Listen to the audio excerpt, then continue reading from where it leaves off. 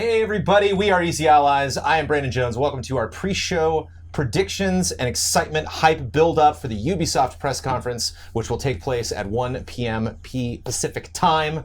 As I said, we are Easy Allies. I'm joined by Mr. Michael Huber. Hello. Mr. Daniel Bloodworth. Hello. Ben Moore. Yo. And Ian Hank. Hi. Who are all excited about Ubi. Are we excited for this press conference? I really am. Why are you excited, Ben? Because I think they're going to show a new Splinter Cell, and I think it's going to look cool, and I think they're going to give us a lot of gameplay, and I think we're going to be happy about We can start with that, because we do have 45 minutes to hustle through all of the stuff that they are potentially going to show. We made some loose predictions, some incorrect predictions, that we were possibly going to see Splinter Cell at the Xbox press conference. Right. I don't know if that is because just... that was like a real Xbox thing. I don't know if that's just also just green on green, just made sense. Yeah. That did not happen, so because of leaks, because it is the time for this series to make a comeback, is it all but a lock, Daniel Bloodworth, that Splinter Cell will happen? I don't know that it's like a lock realistically, or it's just like one of those things that's like, it's caught on because people want it.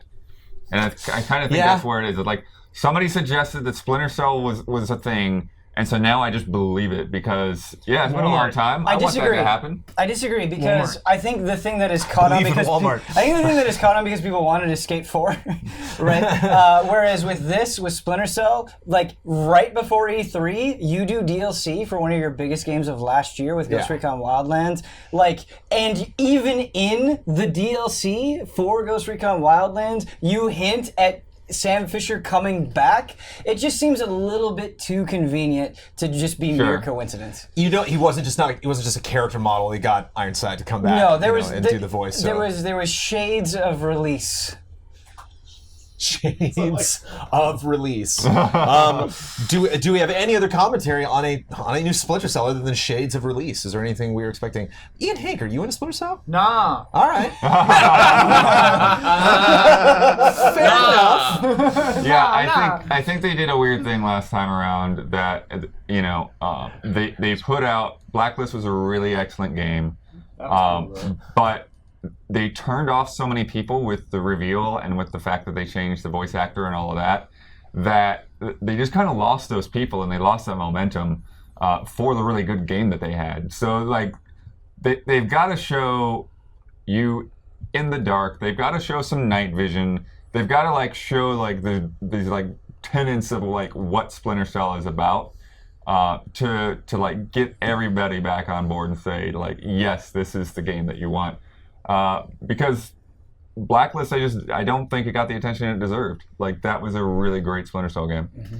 Can you foresee a situation where Ubisoft planned a fun CG reveal of Splinter Cell and then the Walmart leak happened and they're like, crap? Yeah, because we don't have time. We can't put a demo together. We can't, do some other weird CG thing kind of showing off what the gameplay was going to be. It was literally just going to be a reveal. And if that's disappointing, is that kind of unfair? Hype man, Michael Huber, what do you think? Yeah, leaks are always a bust, so now we have the expectations of seeing Splinter Cell. We have, we'll get into Assassin's Creed, but if it's just a CG trailer, I will be fine because I have to be in the mindset that, this is a reveal, this is still a secret. The leak is unfortunate. So I don't need to see some crazy long gameplay. Just the acknowledgement that Splinter Cell itself is back would be enough to get me excited. So I hope it's more. Me too. I do hope it's more, but I can totally understand if it's not. I agree with you because of the leak. I kind of feel though that Splinter Cell is one of those games that doesn't serve a CG trailer very well. Like you get excited for that game like by seeing that game. Mm-hmm. Yeah. So it's maybe other people disagree with me, but I kind of feel like if you're going to show that game, it better be like ready to come out soon. Like a Hitman style walkthrough, going through a mission, showing different paths to complete the mission. I do think would be rad. I completely agree with you, Bloodworth, but because I think if they have Michael Ironside voicing it, I think that's going to carry a lot of weight and excitement on its own, that you could really package that pretty neatly into a CD. Title as well, just that it'll exist as something and not just be like a nod that it's coming back. Do we reboot this series? Is it time for a reboot? Get everyone that has not partaken in this series more on board? Do you go the prequel route, or do you just do a continuation?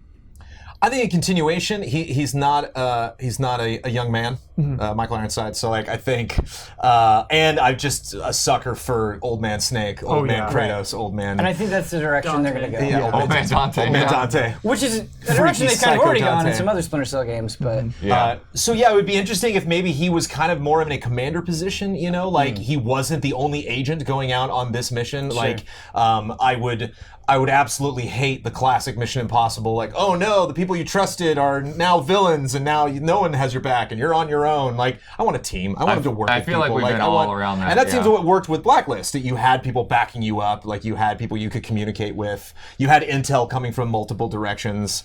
Just the lone wolf thing, I just don't need. And I would be very upset if it was like a personalized story, because we got that like 8 times. Like Sam's daughter died, and so I remember like there was one game that revealed that, another game that touched on it more, another game that you got justice for her, another game that had flashbacks, and that was just like, again with this story, I don't want that. I actually do hope it's a continuation, but to kind of get everybody back on board, there was a Splinter Cell collection on PS3 last generation. I hope there's another all-encompassing collection that they release on current-gen hardware. Sam Fisher Anthology Collection or something. Because then you kill 2 birds with 1 stone. You not only give players access to all the games, but you also make Sam Fisher more important by calling it not even the Splinter Cell collection, the Sam Fisher collection. I agree. I think that's great. Him up. I think that's a great. Yeah, the only problem is when you remake those games, you got to take out like those Palm Pilot licenses or whatever they had in there. Oh yeah. When you actually like looked at your gear with all official branding. Yeah. Splinter Cell got leaked. They've been very stealthy about it. Assassin's Creed. see what you did what I there. did? You like that? Oh, I love Assassin's Creed got leaked, and they leaned into that. They were like, "Oh, okay, that is happening. We're even going to show you like in-engine footage of this. We're gonna let you know. Yeah, we're gonna let you know. You know what the title is. So." Question mark, are we going to get some kind of a CG announcement for Splinter Cell? Are we actually going to see this game in motion? I don't think, obviously, we're going to see... We might get, your classic CG E3 Assassin's Creed trailer, but we're almost going to have to see this game in motion. Yeah. Right, Benmar? Yeah, absolutely. You're going to see it, and I hope you see a lot of it, and I hope that there is... We put the image in my head, and so I can't let go of it. You are climbing over a huge battle. That's all I want to see. 100% in just for that. Yeah. Will you be satisfied enough that it's just in a CG trailer, and then the gameplay is a little more focused on one specific mission, or is that what you want in gameplay? No, I don't think I'd be satisfied by a CG trailer. I think they're going to show gameplay, and I think they'll show gameplay as the female choosable character, because you can choose male or female, they've said. And just because it's a first for a mainline... I know that you can play as a woman in Syndicate. They had alternating chapters. Yeah. Right, but like and Liberation was this is the first one you can choose and play as the main character, male or female. Yeah. So I think that they'll at least show that or play it as the female the whole time. Look at that guy's shirt. Yeah, I want to see Unless some. they don't have her voice or something. That's the rumor. Are these leaning on The Witcher for Assassin's Creed Odyssey and RPG elements and dialogue choices for the first time? I want to see that stuff play into assassinations. Like talking to someone, depending on what you say, that goes, those can go down different routes. You could do the classic get out of town option. Like instead of killing someone, you're like, get out of town. Never come back. You're dead. If you ever come back, I will kill you. I've been playing... I'm on an island. I can't get out of town. I've been playing some Hitman 2016, and it's so fun orchestrating an assassination where you just convince people to be at the right place at the right time. And if you can use dialogue to manipulate people to do something, to trigger an accident, or to just be even at a certain place at a certain time, I think it'd be so cool. Or like if side quests really hone in on that too. You do something for someone, and then you're like, yo, you owe me. Go poison the soup or something, and then like that would be great. You have leverage over people depending on how many side quests you do. I loved in Brotherhood and in other games as well, but introduced in Brotherhood, just calling fools down to murder people, and you don't even have to do anything. It's such a satisfying feeling. I love it. Yeah, I think creative assassinations are long overdue. They've all just been very reliant on you get on a rooftop and jump on the guy. So forever. Yeah, it's been a long time since some really great assassinations in Assassin's Creed. The most recent Origins DLC had shades. That's kind of the theme word right now. Shades of complex assassinations, but it was more along the lines of like, yo, there's a dude in a fort and there's a lot of guys around him. You have to kind of play it a little more carefully. That's really all they did. But, I saw just a little bit of it in there. I'm like, okay, they are putting a slightly more emphasis on assassinations than they have previously. Yeah. Go further. Go more. I agree. So, that's what I want. Seen a little bit of Skull and Bones. Yeah. Yeah. I love ridiculously detailed, ornate pirate ships. Yeah, man. yeah. I mean, let's talk about Skull and Holy Bones. That's cow. something else that we Singapore's crazy. maybe have seen a little gameplay of, but I think the Skull and Bones is a question for me of like, what do you do at this press conference? Like, this seems kind of like a slow-paced game and not something where, really like camera pulled back, drawn out battle sequence. I don't really know is going to sell how fun this Battle game Royale is. I mode. think this game is Royale great mode. This game is great for all of its little moments, the upgrading, the little fun wins and tough losses. I think you show what this game is, like how you play it minute to I think we minute. did get a little of What that about behind a- closed what I doors about played it last last year. year. What about a Sea of Thieves presentation where it's like, hey, Yeah, here's that's what I people mean. Like who people playing it. are going through it and they're figuring it out for the first time, and this is kind of what that experience is like. Yeah. I think it would work really well. Because, I mean, they basically have to. They have to show... They're in a unique position because when they announced, we were like, but Sea of Thieves, though. But now Sea of Thieves is out and kind of was lackluster at launch. Right. So now they have to say, here's how our game is different, here's how our game is better. The game is very different. Oh, yeah. They have to show that. Because, at first we were just like, it seems like multiplayer ship battles, whatever. Yeah, what's I the mean, they did progression? introduce the guy here as a narrative designer, so we haven't seen anything in terms of, what single player could be like. I didn't even know there was a single player necessarily. Right, exactly. Yeah. Right. Or if it's some kind of narrative-driven multiplayer side, Right. but For Honor kind of deal. as far as I saw, it was just okay, this is a team-based, get good at fighting on ships, and story doesn't matter. So yeah, if they are doing a lot of story, I'm curious how they make all that work. So Bloodworth dropping play the gig good. Poison. Well, yeah, we don't. This desk doesn't seem particularly sour on Skull and Bones, but I just don't see it potentially reaching the high levels of a lot of these other projects that we're talking Right. about. I'm into it. Are you going to play this? Yeah, is anybody at this table excited to actually check this game try out? it. I will was definitely actually try it. last year. I was surprised how down on it everybody was. I was like, "Hey, it looks sweet. I liked the Black Flag ship stuff." Yeah, What's wrong For with me, this? I like the Black Flag ship stuff, but in the context of the fact that I was a human being that could get on and off the I ship. don't think Then when it pulled back to see the scale of the might ship have was a curiosity. exciting. I don't think But down if on we're it stuck is- at that scale, is the right way to describe it. I don't feel down on it. It's not just ultra excitement either. It's just Sure. not convinced but curious. Sure. I think Yeah. is kind of the space mean, that I I'm guess- inhabiting right now. For me, if I'm saying I'm into a game, that's what it is. So just for me, all is. There's only one level. I'm Yeah. either out or cautiously curious. Yeah. Yeah, Except for Cyberpunk, I'm the thing for me when I played it Sekiro. last And year Sekiro. is it just felt like it was very complex, and there's some of those systems that in a 20-minute demo or whatever were really tough to pick up So on. you can You know, get like, good Yo, at this game. how much to read the wind What is this? and use that to your advantage, and so it was one of those things where it's okay, I do want a deeper experience than what Black Flag did, but you have to still do that in a way that's very intuitive and fun to do. Yeah. Rather than just trying to read all of these different wind charts and micromanage things. So I hope that they've streamlined it a little bit without getting rid of the depth of it. but not only streamline the game, but streamlining a presentation. Yeah. How, with all of those moving parts, how do you show that in a limited amount of time? They're not even going to have 20 minutes. They might even have 2 minutes, to show that stuff off. So, yeah, curious how much time is spent on stage talking about that. Yesterday, What is happening? What is very, very distracted with all Yeah, sorts of can they wacky start things that they're Yes, showing off. I can. What is this? Some Oh, fun no, I'm VR not listening. adventures It looks from VR. Ubisoft. Yeah, it's VR. It is for sure. VR, yeah. They showed VR people. This is an excellent game, an excellent game to show off before the press conference actually starts. I'm into this. Yeah, I agree. It's like Not even Lawbreakers, cautiously. dude. I'm just into this. Make you Great sick visuals. Immediately. I just want to emote with people. Yeah.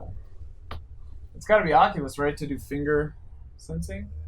Or does the Vive one do that? Well, they had all the hands kind of going in. I Space wonder- Ghost. Space Wow, that was a Junkies, really quick cut from the Junkers, title. Junkies?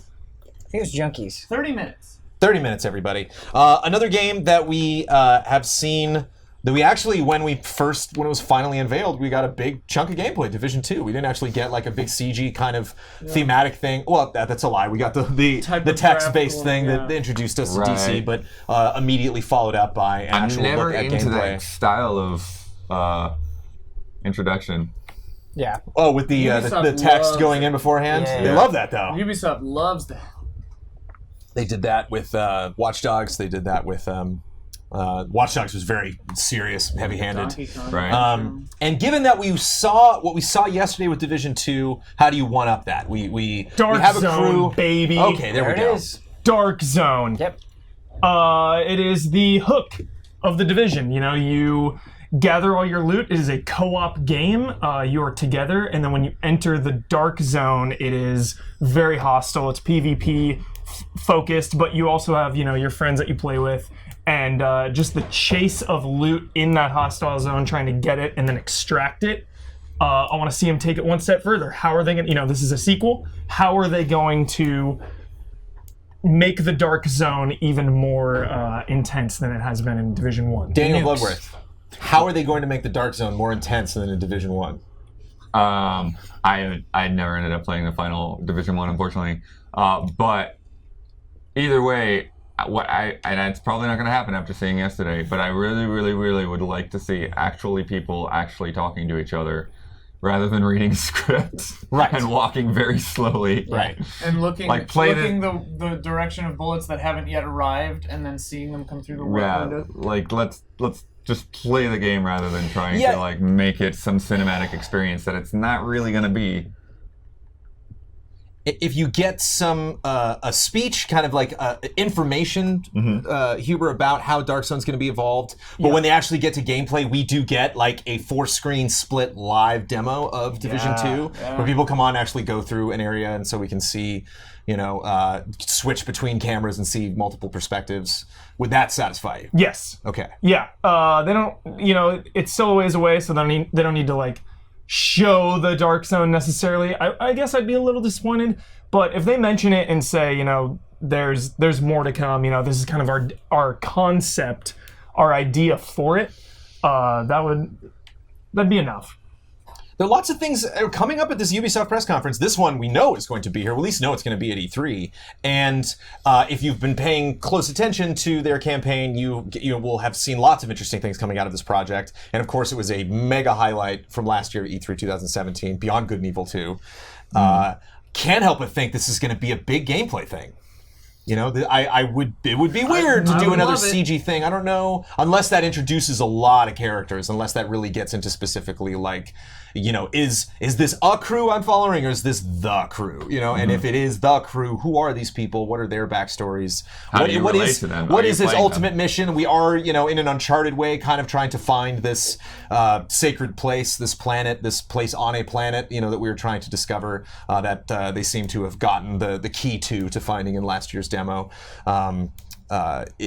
Will they take the demo as serious as they did last time, or is this just going to kind of be a fun, this is just some side mission, but just to show you craziness jumping around in different vehicles and stuff like that? Have you seen any of the stuff they've done, Ben Moore, since E3 last year? Yeah, I have. Pretty crazy. It is pretty The scale crazy. is pretty nuts. Yeah, it is. And if that scale gets smaller, I'll be surprised. That scale is what's making me so hesitant to be like, yeah, of course we're going to see a big gameplay blow up, because it's hard to gauge where that game is. I think it would be totally reasonable if they're nowhere close to having any sort of gameplay E3 main stage trailer ready, and they might get out and they might talk, they might give us an update on where they are and maybe give us another look at where they're going. But yeah, I think we've still got some time on Beyond Good and Evil 2. I hope that's completely wrong. Yeah, I'd be sad. I hope that's Would completely you be sad, wrong. Blood? What are you expecting? I mean, when it comes to Beyond Good and Evil 2, we've had so many years since that game was first teased. Yeah. That I could just see it go into the dark and not come back till it's like almost out. This is before press conference. I'm just saying. Dreams are real right now. Come on. Beyond Good and Evil 2 is not even a game that I like have dreams about. Like, you've got to like really like show me what that game is. I think it's going to cyberpunk its way right onto the next gen. The old cyberpunk move. Cyberpunk its way right onto that next gen. What if Ansel gets out there and he says exactly that? Yeah. Hey, Hey, Cyberpunk in this one. And Watch we're Dogs. just gonna pull Cyberpunk out. Watch Dogs did the cross-gen. Yeah, PS3, but that makes the PS4. game worse. There, I said it. Holding it back. He's not wrong. Limitations. Yeah, absolutely. It makes the game worse. Yeah. Makes the game worse. I think that Vanishing Commit. Act seems uncharacteristic of Ubisoft to me. You know, to make such a big deal of it, have it given such a big presence They on their did stage. it before Yeah, with that game. Brendan, the thing But is, did Beyond Good and Evil 2 get a trailer at a Ubisoft press conference, or were there just always these little weird glimpses No, that we was weren't sure? yeah, that was at a conference. Okay. Yeah.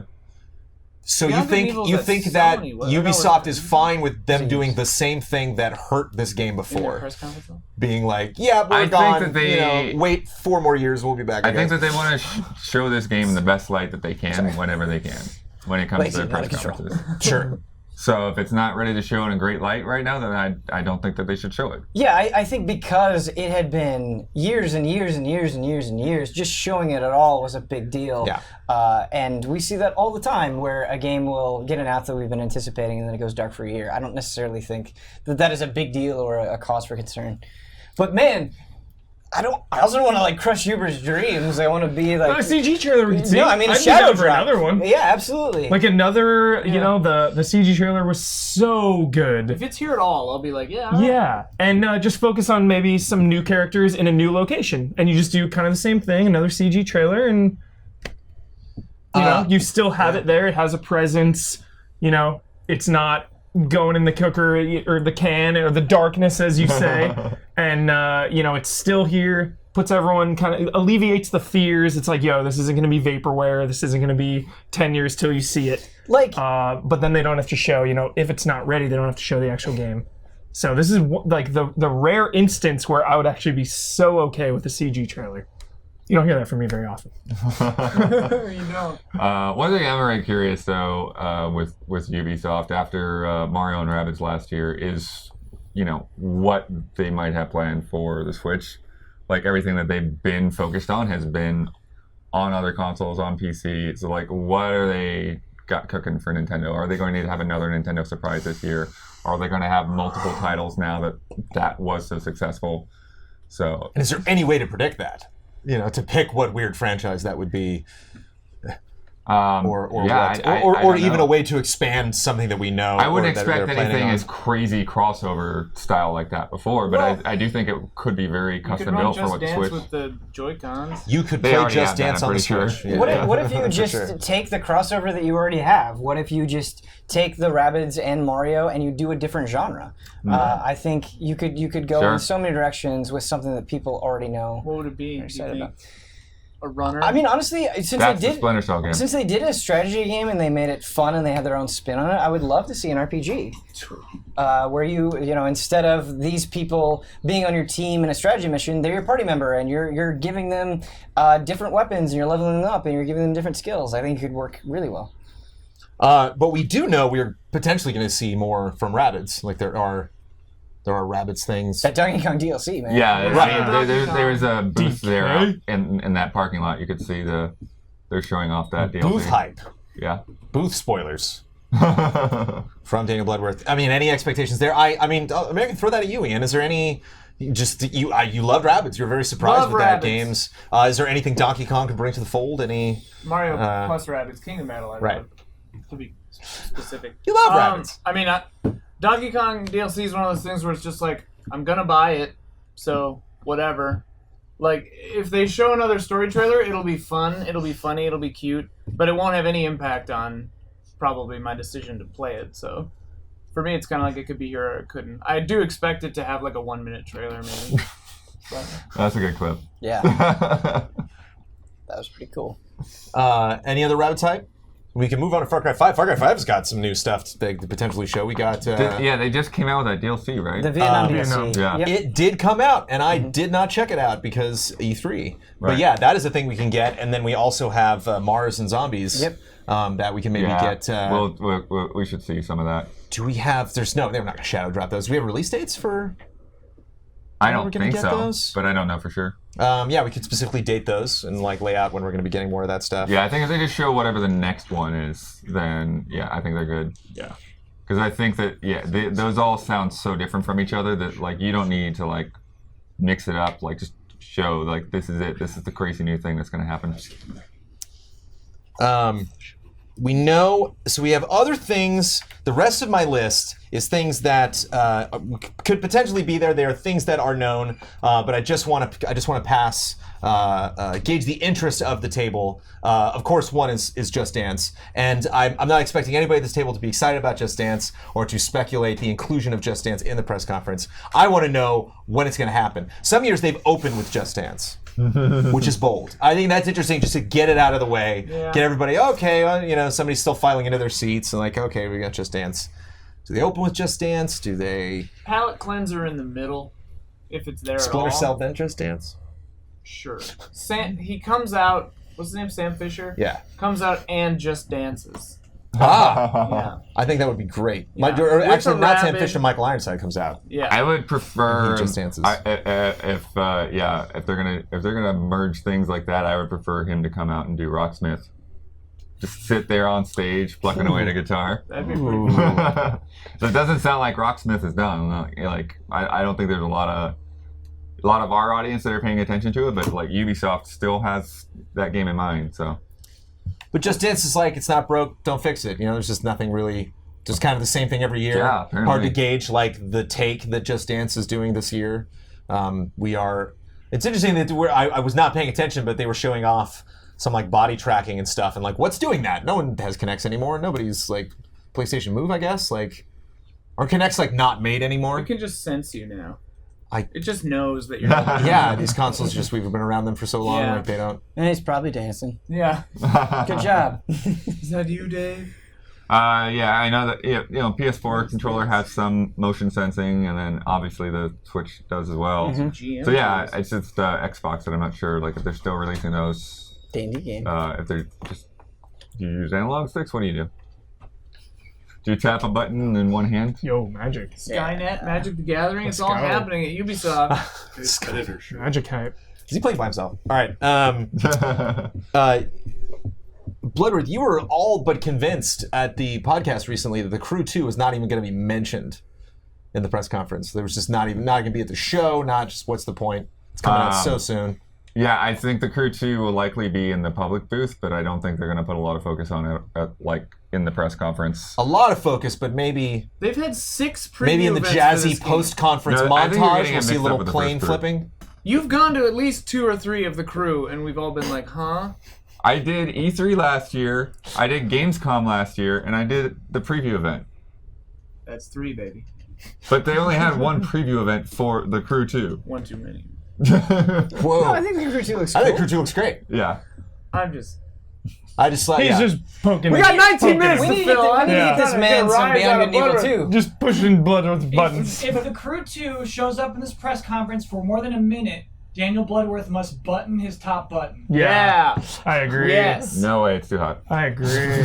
Yeah, the button is really going to make the difference. Shutting We're wearing Kyle. jackets, It Bloodworth. sounds Yeah. like doubt to me. Yeah, it Kyle sounds like moved doubt. the It damn sounds like doubt. fan. Now, 100%. now I'm pretty sure Crew 2 is going to be in this game. Yeah. In this press conference. I think the Crew 2 is the only thing they're going to show. Yeah, Yeah. Crew 2 is like starting this Welcome thing. to our Crew 2 presentation. And Crew 2 is going to be the mysterious end of the press conference. They're just going to show more Crew 2. I did What see you looking something. at? They're I like can't believe you were not rolling in bringing something up, tweets. Jones, You on your gotta list. bring it up, my friend. I'm they're like rolling in shocked. tweets of like What things is it? people are excited about for Ubisoft at E3, and somebody mentioned Watch Dogs 3. Thank you. That was Okay. it. Okay. Watch Dogs, baby. Is it possible? Because You're that's what I damn want. right This it's is what I'm possible. fishing Possible. for. Yes. Yeah. Oh, yeah. They hinted there is a tease in Watch Dogs 2 that the next one will be in London. And that is what I want. I want Watch Dogs Oh, 3 You don't think it's too shown- soon? No. I want it, like Assassin's Creed gen, can though. crank out a game every single year. No reason Watch Dogs 2 or Watch Dogs 3 isn't ready to be shown in some capacity for even a 2019 release. Yeah. I think it is so possible How that we see serious? How Watch Dogs. serious is it? How serious is the trailer? Yeah. 2 was serious, but it had a lot more playfulness than 1. I expect a similar tone in 3 to 2. So about the same level at 2. About the same, maybe even a little more playful than 2, but not as serious as Aiden Pierce in Watch Dogs 1. Did Watch Dogs 2 sell well? Do we know? Oh, yeah. Yeah, it did. Yeah, it did really well. Yeah. Because 1 did like okay. I don't think 2 One did did. crazy Yeah, well. 2 did not Yeah, do really? as well as 1 because 1 was so hyped. Okay. But it still did well. I had this weird, I guess, incorrect impression that it was like, I guess because like once they come out, no one talks about them for very long. I don't know. Ian, at the time, it was the best launch for a new IP ever. Wow. Okay. Yeah, Watch Never Dogs 1 was mind. hyped. So yeah. Speaking of new IPs, Yeah. I mean, Ubisoft loves to end their press conferences with new Yeah, they do. IPs. So if we get a Watch Dogs 3, I think that's going to be like 80% mark. Well, one thing I Not haven't necessarily like the end, the Yeah, conclusion. yeah. Show me that Watch Dogs. I haven't watched it since I played Watch Dogs 2, but I'm curious. You remember that mission where you like actually hacked Ubisoft, Yes. and there yes. was a trailer that they had in there. The and, like, trailer for like the space game. yeah, it's like, Yeah. is that Beyond Good and Evil 2? Is that Yeah. something else? I mean, they showed Like, the space is that like Starlink? They showed the space multiplayer game like during this. Oh, Space Junkies. Yeah. Yeah, What so the- like I'd be curious to like see that again Yeah. and see whether it compares to anything that we know now. And there have been connections that, Assassin's Creed is in the same universe as Watch Dogs. That would be fun. I complain about, either fully commit to the Assassin's Creed timeline or end it and start anew because they're kind of stringing us along.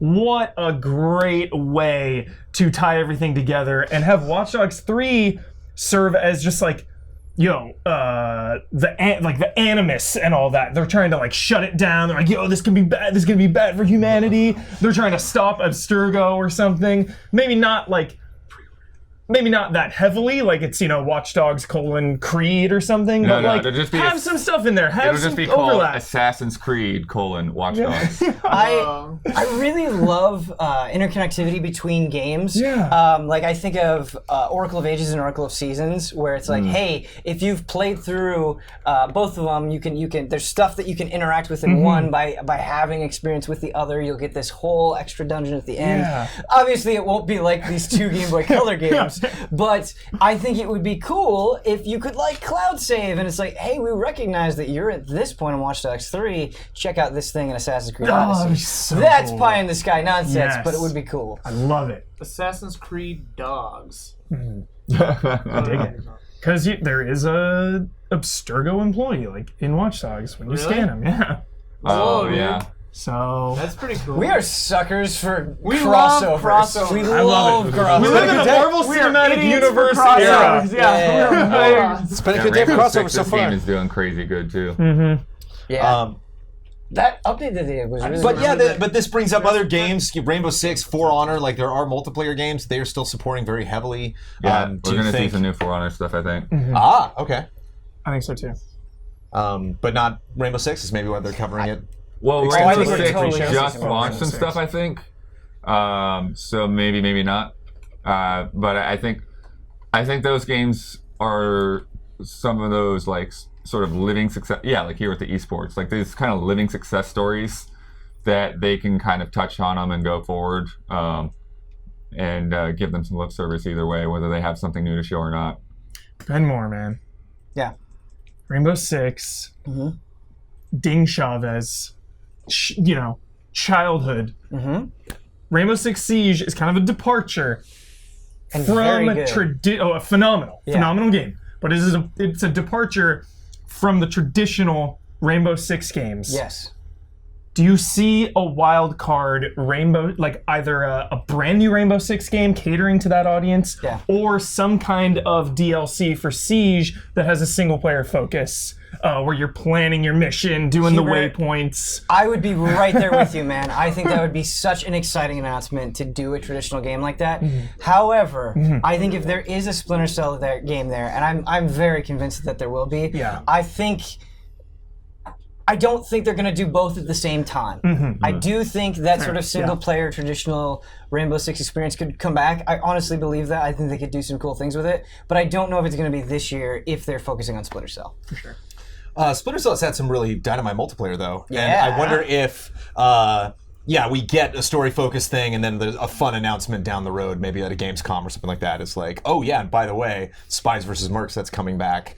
Like it's just fun to drop a smoke grenade, sneak up on a guy, like in a, like be hanging over somebody or hiding under a couch or something like that. With like a more military-focused, high assault characters. Spies vs. Nearby. Mercs, of course, for sure, that would be exciting. Yeah. But I also hope, like the co-op stuff that they did specifically in Conviction, where you have this own story that you're playing through, and the way that you interact with your co-op partner is so cool. And the way that it ends, man, was so exciting for me. It's this really cool face-off moment that I would love to see in a new Splinter Cell game. Did you do the co-op stuff in Conviction? I didn't do no Conviction, no. No one knows what I'm talking about. Nope, but I love it. I love it. I love the hype. I'm sure no idea chat's what you're talking popping about. off about it. Damiani just had a hot live scoop. Scoop. Come on, Damiani. Hulu, Scooped. They already Netflix, saw it, but you can see it. and YouTube all coming to Switch finally.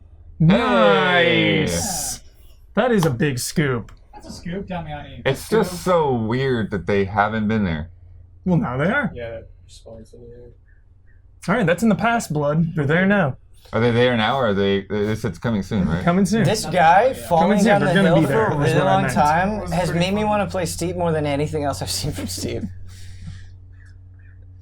Steve was Stuart, let's play Rainbow Six Siege together. Seriously, so intense. It's very I don't- good. Good luck figuring out Outbreak which operator stuff to was pick really now. fun. There's so many of them. and what they do, and Yeah. really making those abilities work right at the right time. Yeah, that is. I have so much respect for people that are good at this game. I've never seen people so quickly, check all of the possible entry points into a room she just so killed the guy in fast. the corner. That was really cool. Mhm. Some little guy was hiding. Camping. That was you, Kyle. You were hiding in the corner. I'm gonna get it. She just walks up and shoots him. That was Adrenaline sick. rush. Speaking of not knowing something, if I say the name Starlink, Ian Hink, do you know what I'm talking about? Yeah, Toys Oh, to you Life. do! Yay! Little ships on top of your thing. Controller, PlayStation 4. So believe it or not, at E3 2018, we are talking about Toys to Life. This is happening. Yeah, right that is now. actually kind of Somebody interesting else now. is going to try it and fail. The question I have for myself, for the world, for Ubisoft, for this panel is, with so many people bowing out, with basically just Nintendo being the only people making figures that interact with video games now, And even that's not really why It's people just buy them. collectibles. right? Yeah. Are they going to change the language a little bit and move forward saying, these things are a part of it. They don't need to be like you. If you want to upgrade stuff or you want to have these things, you need to buy these extra things. But you do not need to have it attached to the controller. You do not need to keep swapping in wings and stuff like that. Are they going to specifically say that it can be played by lots of people who just potentially like space games? Are they going to really kind of double down on like, look, I'm changing the wings, knowing that like next to nobody's really going to be like thrilled about that? What do you think, Ben? Toys to Life, what do you do? With Toys to Life, I think if you decide that you're going to go that direction, because you're dealing with not just a game, you're dealing with a game, how it has to interact with these things, and then you have to figure out how we're going to make these things and how many of them we're going to do. I think that's a huge commitment, and so it would be surprising to me for there to be a huge pivot. I think either like you shut that thing down completely, or you just keep going all in on the thing you invested in. So yeah, I don't know. I think the thing that surprised me from the demo last year was you're in space, you go through the environment, you go through the outer layer of the atmosphere of a planet, then you're on the surface, you're in a plane, that plane, Star Fox style, transitions into like a tank or like a different type of vehicle. You do battle down there, you blow up some stuff, switch back to a ship and fly back up into space in real time. And I don't know if you're just going to be moving around to a bunch of different types of environments, or if there's going to be one like self-contained galaxy, kind of like Outer Wilds, where it's like, Yeah. no, it's really just this solar system, this universe that you're exploring. Is this I would you love that. guys? What's going on here? No. This is It just was a dispatch from Hope County. We need to get rid of the taskbar there, dummy. The thing that I thought was cute, and maybe Brandon, you can answer this question, is there was like an Assassin's Creed Gotta read billboard full screen the- in the Far Cry 5 world. Did you see anything like that? I haven't seen anything like that in Far Cry 5. and what, sorry? So they're showing Far Cry 5 stuff. There was an Assassin's Creed billboard Yeah. in the Far Cry 5 world, and I haven't seen anything like that. as I I've don't been remember that playing. now. Yeah. A lot of this other stuff. Yeah, a lot of seems this familiar is- to Yeah, me. the rest of it is super familiar for sure. Just that I thought was funny. I wouldn't be surprised if it was an Easter egg in the game that I just missed. It's a nod. For Starlink, though, I think it needs to be the game needs to be cheap enough that you can get a toy or two for the cost or less than the cost of buying a $60 game. Because the overhead for getting into a Toys of Life is always just prohibitive. I think, like $80. Like, Yeah, nah. it must be nice. the game. Nah, not gonna happen. Not gonna happen. If they make a Toys to Life game called Must Be Nice, that would. Put it on the Switch too, because the Joy-Cons with a ship on it that like writes itself. And before we move on to hopes and dreams, there's Transference. Yeah, Elijah Wood. There's this Elijah Wood VR game. Oh, Right. Which VR in a conference is tricky. And VR in a conference never seems to be the main event, always seems to be something that you just need a little more understanding of, a little update on, and then the real thing is we need to get people at the booth to play it, check it out, and then talk about their experiences after the fact. You played it, right? Yeah. Yeah, I played it. You were going back the Gamescom through thing memories and stuff, and you're not a fan? No, I said I played at the Gamescom thing where I played the crew too. Oh, okay. Okay. Coming back. So I played it. Any expectations? It was a little rough when I played it. That was full year ago. Yeah. So, a lot can be done in a year. And the idea and the between concept. different times. Yeah. Yeah, I was trying to remember exactly. Like I knew there was like you're in the same space, but I was trying to remember what the actual mechanic was. Yeah. I want to see it do more. It was basically like you change times and you collect something in that time, and then that'll play with the other times. So I want to see him do something different with it. The way that they some presented crazy, weird, like whoa, transferent, get weird with it. Yeah. Well, I mean, So there's there's already plenty of been kind potential of for weird that. with the way they presented it, because I don't know if they did this with you guys, but when I previewed it, they were like the demo people were almost like role playing, like they were from this like scientific organization, and like you were actually doing this thing, and like they gave you like a safety legal disclaimer that like if doing this moving through time stuff it affects your brain, like we're not responsible, like you're doing this at your own risk, and like so I really wonder like if they can pull off some way of making that come across to the audience without having like people physically sit you down and do that. I'm there for stuff like that. I love it when there's a human element immersing you. Like when people really commit to Tower of Terror, like the guy telling you where to sit, it's like, man, I love it. I like when they get really up close to the door, so when it opens at the end of the ride, they're just like, hello. I want more games to mess with me. I think that's why Silent Hill sticks with me so much. And Eternal Darkness is I want games to make me uneasy and to question my own decisions. Transference is primed to be that game. Yeah. It is there. Elijah Wood, I know, is going to be at the E3 Coliseum with Jeff Keighley. Yeah, so he's probably at the conference. There's Tuesday, 5 p.m. Tuesday, 5 p.m. So that leads me to believe that Transference is going to have a big presence. Important question. In Transference demo, will transfarring be revealed? When he was saying Transference, I was like, wait, they talked about transfarring last year? Transfarring back? And I wish that word was not in my brain, but it is. Yeah, I always have to. So guys, this is kind of cool. Brawlhalla existed before. Ubisoft picked it up. It's basically Ubisoft has their own Smash clone. Yeah. Cool. Neato. Wow. Ubisoft characters can now be in this game, is what you're telling me? So, out or early access out? Ezio when? It hasn't been out. Ezio DLC when, please? Like in seconds, dude. That's seconds. Somebody already made it. But we're getting in. We have a minute and 55 seconds before the press conference starts. Real quick, crazy dreams. We know something that we are not expecting at all is potentially going to be at the end of this press conference unless they buck tradition. What's that? Watch Dogs 3 for me is the dream, honestly. Okay. Watch Dogs 3. I think there's a good chance it could be here, but also, if it's not, I'm not going to be disappointed in the least because, we haven't heard a whisper about it really. So that would be a dream. Daniel Bloodworth. High budget Rayman platformer. Ooh. High budget. I think Rayman in general is good to talk about. Again, Love Rayman. The Legends was great. That's. But I want to see them go into like maybe still hand drawn, but like a different style, like something that like really pops as being different. Can I change? Yeah. Can I change mine? Real quick. Prince of Persia. That's it. Prince of Persia. Bring it back. Oh boy, that might be that. Prince of Persia. You gonna go with that, Ben? No, Child of Light 2. Nice. Yeah. Nice. Interesting. Release date for Beyond Good and Evil 2 and really pie in the sky this year. Really, really pie in space tonight. Pie in space. Dream big. No, you skip universes. That is pie in a Multiverse different pie. Multiverse. I think, but the thing is, I think that it might just be a beta or something, but I think they might. Woo! I think they might just drop a beta. You know, Bloodworth is dragging that back into our reality. Into the stratosphere now. Back Just into a weird little playground, you know? Yeah. Not like something that's a see it stress now. test, but just something we can get a little sample of it. Damiani or Brad, you want to add anything? Any dreams? Kyle doesn't get a dream. Kyle's in C3. Kyle moved the fan. Kyle's off. Yeah, kind of with the fan, and it's pointing at the back of the TV. Pointing at Jones. No one's got. It's not pointing at me at all. Us at all. That's, there we go. Now. There we get it. Nope, you're Rabbids cross minions. Oh wait, We're starting. we're starting. Yes. Too bad. Okay. So, Kyle Sourlook ended it. All right, her mic's off. My mic's on.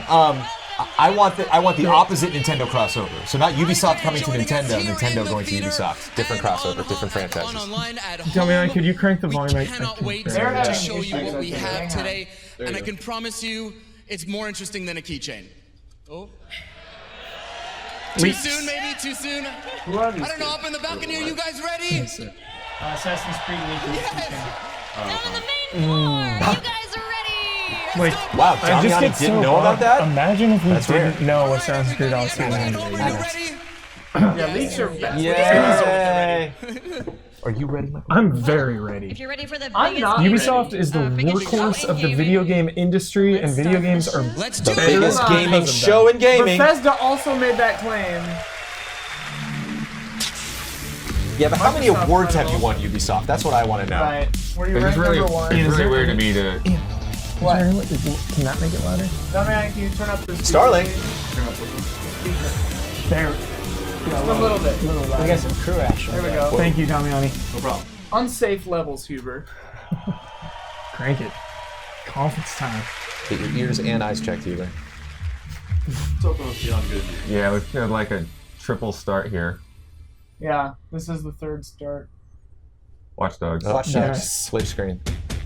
Yeah, Watch Let's do it. Dogs. Just Dance. fantastic. Watch Let's start Dogs. it off. This is Watch Dogs. Watch Dogs, The baby. graphics are so good. Next gen Watch Dogs. Just Dance. Where was Watch this shot? Are Dogs. we in France? Are we in Canada? No, Where this is this? LA. I think this still is right believe outside. this is Watch That's Dogs. right Still now. believe. Yeah. This is live, baby. I don't think this is just I dance. still choose to I believe. choose to believe. Yeah. That's Just Dance. Yeah, this is right by the thing. I saw fireworks in the sky last night. Whoa, that was Green. That's a cool. fun costume. That was cool. Oh, there's like 71. Or 3. 2 or 3. I'm into this. I was in marching band. Me too, Ian. But I think Dance off, baby. That was a break dancer. they don't have these guys mics, Just right? They're dance just going off. along with You're the nice. track. Yeah. Ooh La La. Shades of Ooh La La from Space Channel 5. Oh, right.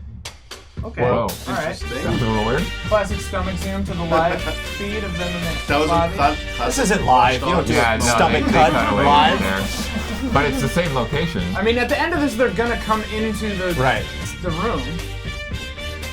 Like It's- obviously yeah. they shot this, but Nah, they're gonna go hacking. This is their pre-hacking. They're gonna ritual. walk in on the live audience, so you come through the doors. yeah, that's. He can't hear you. Oh, he's wearing. I heard. He's got two cups I heard in you it. was trying to do the. Cup down I was there. doing the repeat joke. Come Oh on. God. Who's in the bear suit? Is it Aisha Tyler? That would be great. That That'd would be really, really See, good. that's Awesome. That's the cut. That was a live. good cut. Oh yeah, it looks so different too. Feel the energy. We're gonna get muted. Konami, baby. Yep, Just Dance. I like it as an opener, you know, Right. Those because graphics Still are Just believe. Dance. I'm into it. Whatever. if there was a dance number opening a press conference that had no game associated with it, I'd be a fan of that too. Yeah, Flags. absolutely. Yeah, I think it's a fun Dance way to Flags. say What about a rock band Maybe. from yesterday? Just Dance 2018. That didn't open the show. Oh right. They opened the show, Well, this then is the talked, third then opening. did Rock Band. But she does That make- jumping guy's confident. You got taking up a lot of real estate over there, John. Yeah, you gotta scoot left. Yeah, down. I'm larger than We are cramped over here. They opened with Camera switching. What will be the last Just Dance year? Like 2024? 20XX. After the incident, After the incident? no one will want to dance after 2019. It's interesting to me too that like this aesthetic really hasn't changed either. If they made a Just Dance 20XX, I'd be so It's all into future it. and Yeah. It is future. It's already future and weird, yeah. You're like a sports title. Do a Civil War Just Dance. It's all just pan flute and snare drum. And it's just I think the fan thing is a little like more Civil War reenactors FMV. Yeah, for just yeah. playing the songs. Yeah. Y'all love Billy Joel? Sure. Cool. This is going on a bit longer than I It's thought. A little bit. Once Yeah. you get to the stage, you're done. Yeah, you yeah, know, yeah. like we got it. They paid for this merching, man. They're gonna. Yeah, but they have to do something for the Aisha's audience gotta as well. take the hat off. Who's in the bear suit? Coming this October. That's it. No gameplay. Oh, I'm sorry. That is gameplay. You don't need the gameplay for this. Come on. I got a good score. Come on. The bear, dude. I love this bear. I don't care. Yeah. That's a gift. That's a gift. I really, really want that bear to host the press conference. Someone is please, in that bear please. suit. No. No, stay. Let the stay bear there. host the press It's East conference. Gilmo. He takes it. Yeah. Hello. Oh man. Imagine if that Hello, same everyone. thing happened at Sony, but it was Monokuma. Halfway And then he through the blows lights. everybody up. Yeah, halfway Yeah. through the lights cut out and it comes back. The audience is just Dead. dead. Yeah, that would be the way to do it. Like we need you to Whoa. play along. Is this Beyond Good and Evil, I think. Beyond Good and Evil or Skull and Bones? Beyond Good and Evil. Yeah. Skull and Bones. Skull and Bones in space, baby. They made the jump. Damn. Is this continuing right where the last one left off? Oh, Maybe not. what a cool environment. Steep 3. Yes. I would also, well, Steep 2. Yeah, was there Steep 2? No, they're skipping. Straight Well, to there's the 3. ship. Oh, there they are. Yep. Dude, The search that's for great. Steep 2. Continue where they left off. I'm so happy. Cook, do you hear me? Roger, Uma. Half the crew is dead drunk in my sick bay after eating your miraculous space chili. Well, I have no idea what you mean. Our food is healthy. Invigorating. Captain to crew, dead monkey in the crow's Nest, I repeat, monkey down. El Space Chili strikes again. Copy that, Captain. Hey, Paige, bet we could use your space chili to Paige. overclock our Good old engines. Paige. Negativo, mi amor. Only you can melt my circuits. Keep laughing, fools. The key ingredient to good cooking is love.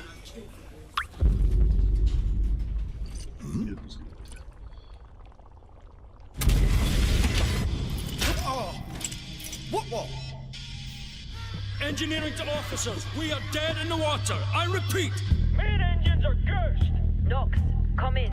What have we got on the scanners? Jack shit. Nada. Hey, wait. I see something. 3 o'clock starboard. It's massive. Get back here, Shani. Hold off!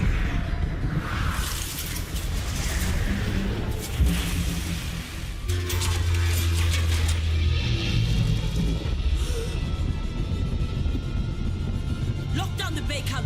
Give me auxiliary engines. Deploy shields and bring up out now. Brace yourselves. Whoa.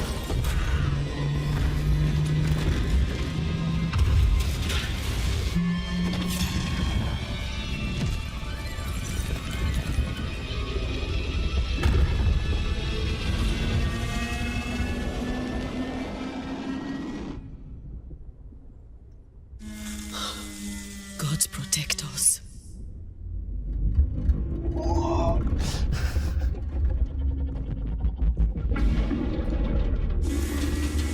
This ship was already huge. Guardian style, yeah, it looks like it too. Same universe. Yeah.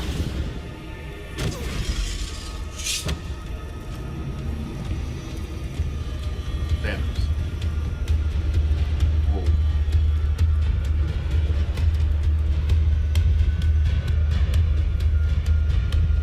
Whoa. Whoa. Whoa.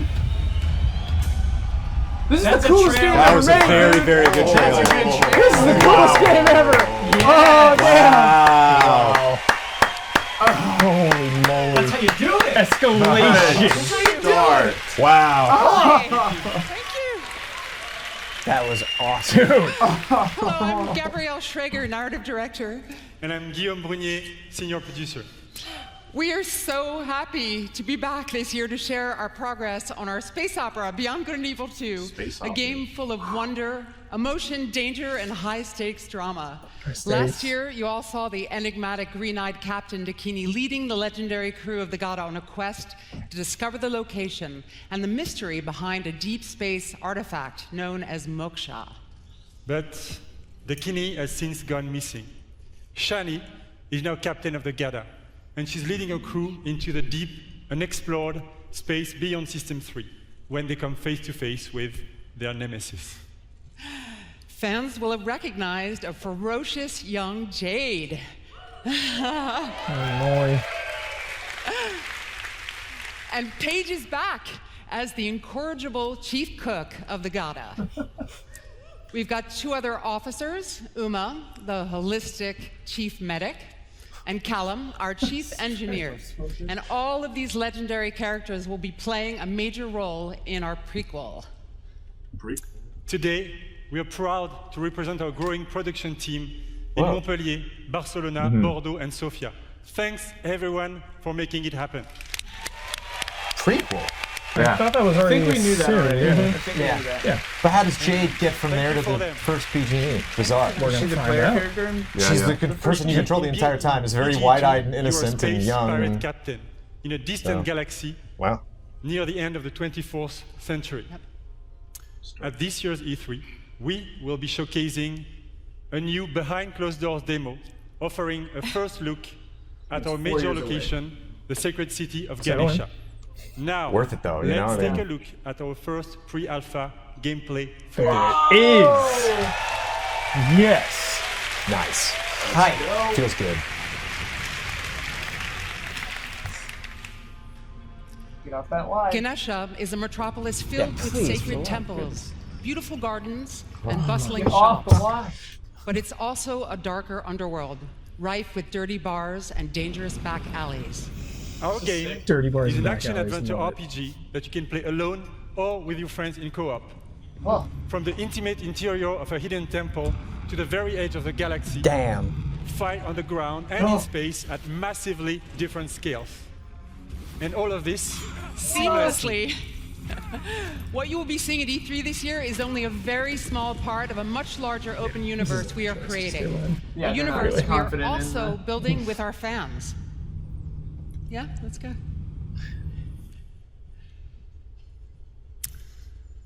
With Beyond Good and Evil 2, we want our community to participate in a way that's never been done before through the Space Monkey program. We want our fans and people all over the world to really be a part of creating the game. So today, we are issuing an open invitation for people all over the world to contribute their ideas, music, artworks, and create original content that players will experience as they explore the world of Beyond Good and Evil 2. And there is literally a universal way for artists to express themselves, from giant frescoes to murals, street art, music, radio content, and much more. Crazy. To do this, we have partnered with a company at the forefront of community collaboration, Hit Record. And here, to tell us more, is their founder, Joseph Gordon-Levitt. All right. Yeah, he runs Hit Record on He's so enthusiastic. That woman was surprised. I love this theater. So thanks to you guys, thanks Guillaume, and thanks Gabrielle. It's really good to be here. I'm super excited to do this. For those of you who don't know, Hit Record is this thing that I've been making for a long, long time. It's really dear to me. And it's a place where people all over the world work together on short films or music or art, all kinds of projects. This is the first time we're making stuff that's gonna go into a video game. So it's a little bit different than other like creative platforms that you can find on the internet, because the point of Hit Record, it isn't just to post and promote stuff that you've made on your own. The point is to collaborate. So, like when we're making music for Beyond Good and Evil 2, it's not just going to be a thing like a contest where people submit songs and then we pick one or two of them and we put them in the game. We're going to be really making the songs together. And the same goes for the visual assets that we'll be creating. So whether you're a writer, a musician, an illustrator, if you're a pro-level artist, or if you're just someone who really cares about Beyond Good and Evil and that world and you love it and you want to be a part of it, there's going to be ways for you to contribute. Our first creative challenges are live. As of like now, someone's at my office pushing the button, like very nervous. You guys are doing great. And yeah, so come to our site, check out the Beyond Good and Evil 2 page at hitrecord.org, and that's it. Go do that shit. Thanks. That was rad. This is rad. That's exciting. Yeah. That's not a current jump. Wait for that Ian music. So pumped. Yeah, that Ian music. Can't wait for the How do you write intro. lyrics? Do they give you like lore? Hit Record's approach to community collaboration is inspiring, and we're incredibly happy to be working with Joseph and his team. And we really can't wait to see what the community creates. So hitrecord.org? let's do it. Down. We will be showcasing some of this content at our very first dedicated community event, the BG Fest, which will take place in Montpellier this fall. Thanks, everyone. Have a great E3. Thank you! Yes. That trailer was so good. Yep. Oh. They start. Yeah, hitrecord.org is destroyed. That's awesome. Yeah, that was great. Yeah. Of all the times to keep the mic up, that one actually worked.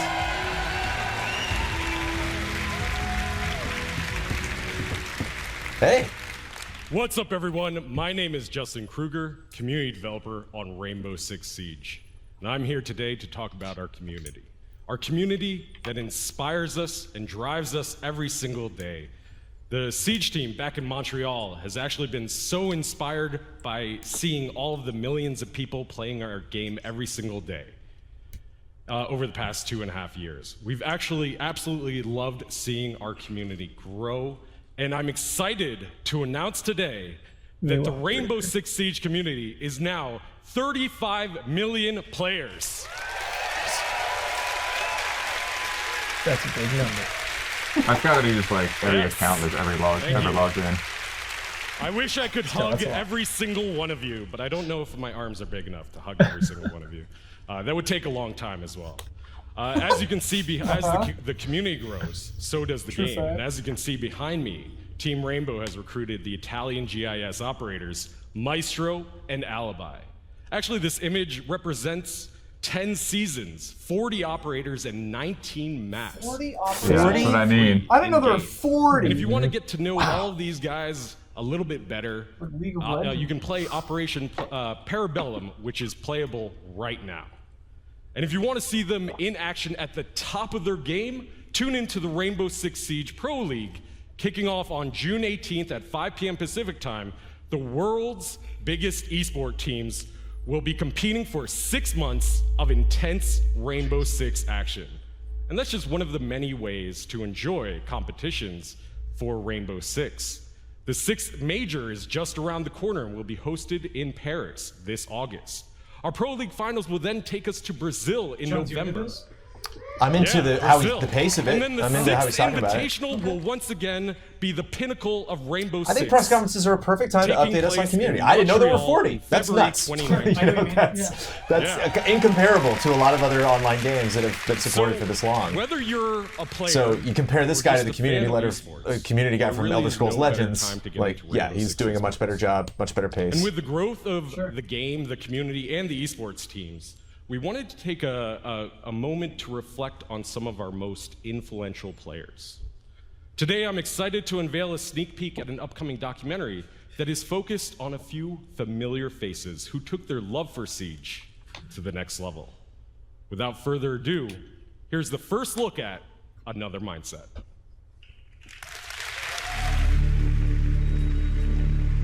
They love making movies.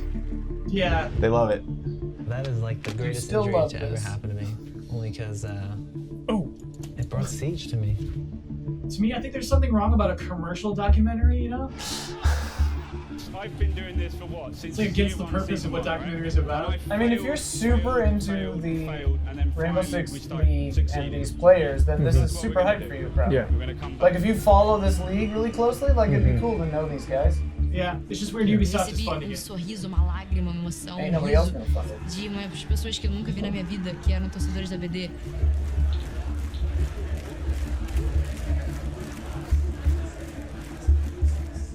Acho que você tem que realmente botar toda a sua emoção dentro do jogo.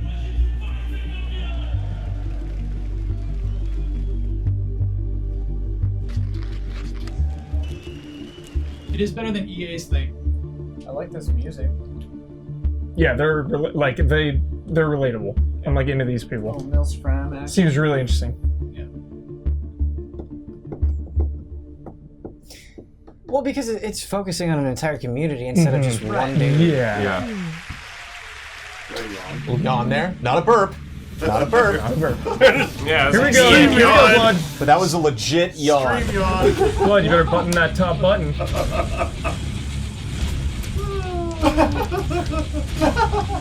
What? Yes! Yeah! Ubisoft never changed.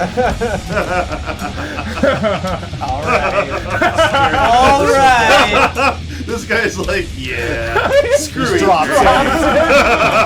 Trials for Dawn!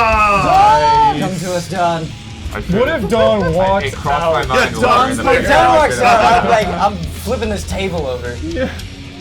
Oh, why didn't I bring up Trials before? Oh, yeah. I'm ashamed. I forgot about Trials. I've played every single Trials. I love Don, it. Don didn't forget about Trials. Right now.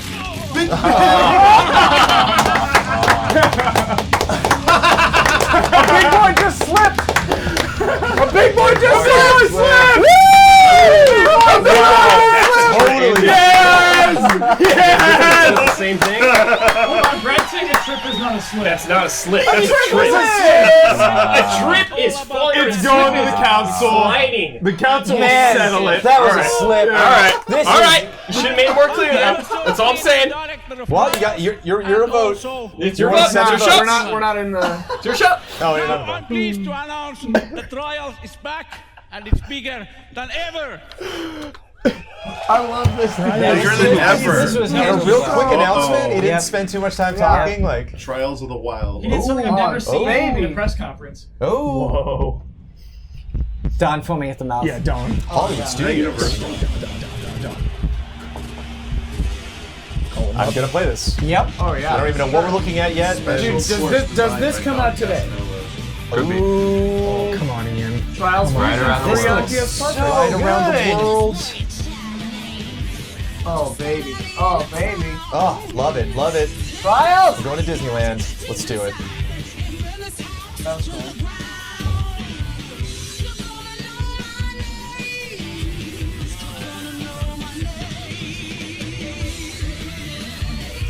For some reason, I'm blanking on the name of the second one. Trials HD Evolution? Evolution. Yes. Evolution. Yeah. Foreground Really strong background. There was evolution one vibes Trials from it. Extreme, right? That was what the release. Nice. No, the second one, I guess, but I was thinking of Oh, Xbox man. One. John. Mad. John, you're pulling these off. Yeah. All that thing moves on. Oh my god. I like these transitions. Trials World. Dawn takes on the message. Trials Rising. Eat dirt, taste. Oh my god. And then when you beat it, you get Revenge Pretty 2, good. tease. Yeah. Sorry about that. This looks fun. It really made a huge mess. This looks like a huge mess. I like that font a lot. I love how they're doing it out, like while he's talking. Good shot, good shot. Iconic locations. You never ride alone, and competition is everywhere. But competition is nothing without the players, and our community has always I been. love his chest hair exposed. It's so good. Dude In rocks. Transference, we work with our players more than ever. To explain more, let me introduce Brad Hill, also known as Professor Fat Shady. Professor Fat Shady. They're having a good time. Ubisoft's fun. It's always jolly. You made a mess. Well, thank you, Auntie, and hello, everyone. See, OTHD on the front. I see you. I became a fan of Trials because it's challenging, but so rewarding when you overcome something difficult. But I soon realized that a number of players struggle with the harder levels. So in 2013, I created the University of Trials, a YouTube channel dedicated to mastering Trials writing. Now, before I go on, Ubisoft star players, I want you guys to make some big noise right now.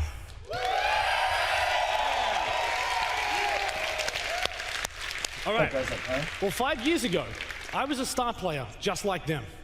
But when Redlinks began work on Trials Rising, they approached me to design and create all of the tutorial content within the game. It has been an amazing experience for me. But I wasn't the only one involved. 20 community members, known as the Trials Elite, there, have been involved in the development of this game for the last 2 years. Whether they were track builders, streamers, or speedrunners, each brought something special to help shape this game.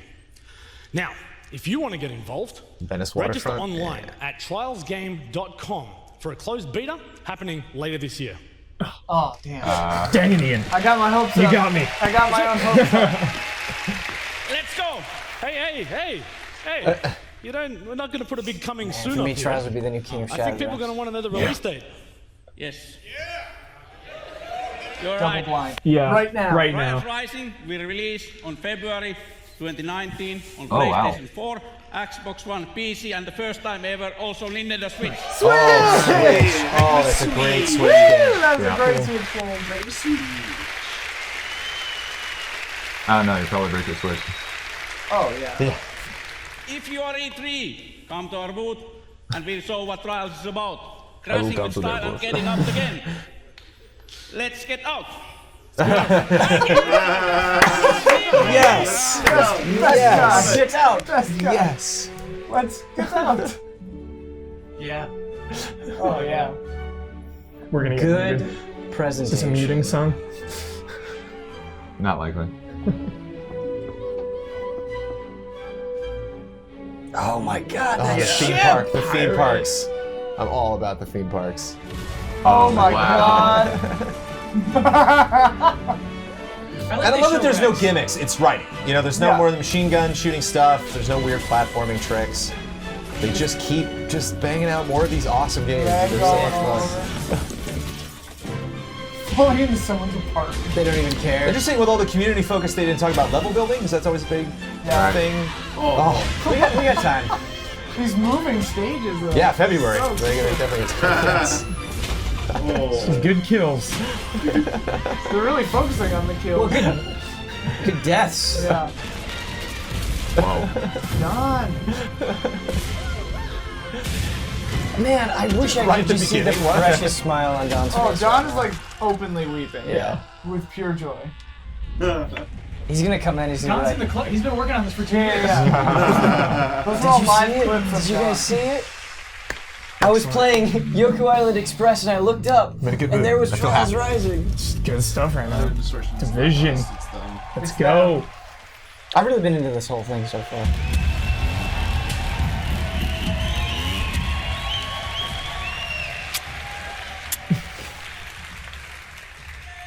My name is Julian Garrity, and I'm the creative director on Tom Clancy's The Division 2.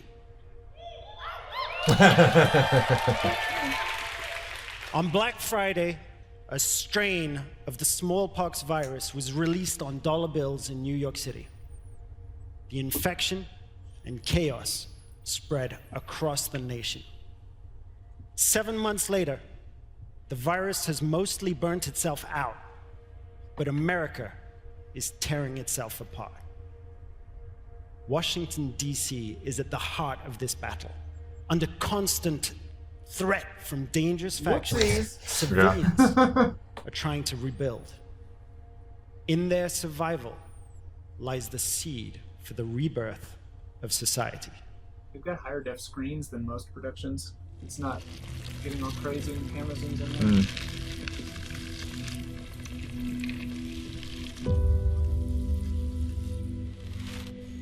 wonder if they're just using traditional production rather than a LED wall. I don't know. Might have been LCD. Giant. I don't think so.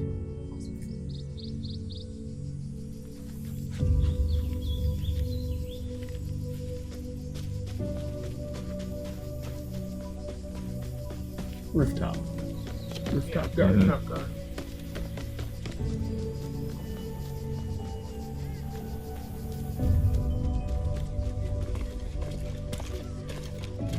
Oh. Maybe not. I thought she was going to throw that off the rooftop. Yeah. She might still.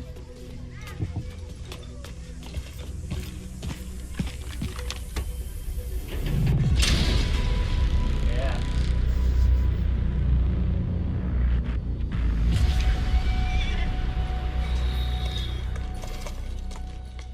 Oh.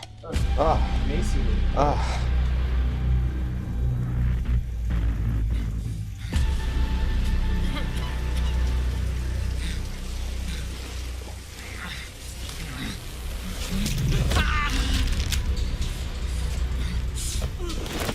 Give me water, dude. Jeez.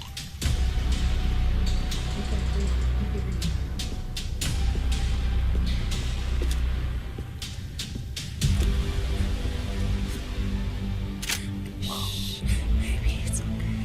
It's okay. You're so close to that base. You just don't let him in?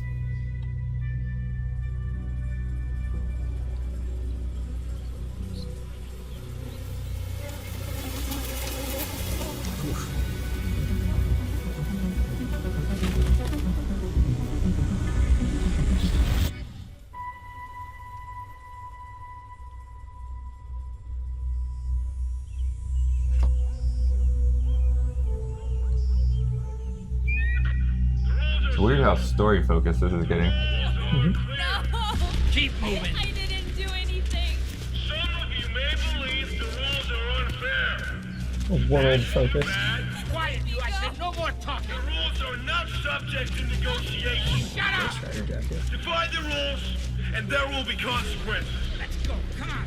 Examples will be made. On your knees. Keep still.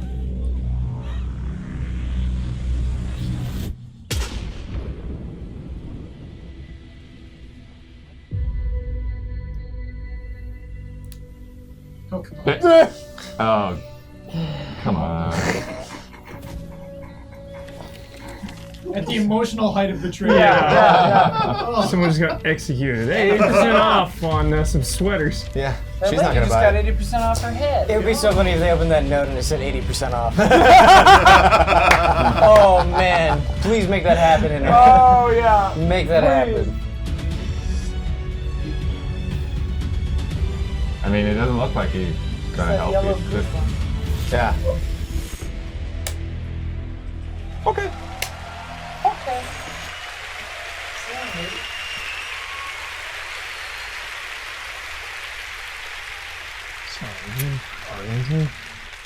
You are the last line of defense for those civilians and for the country.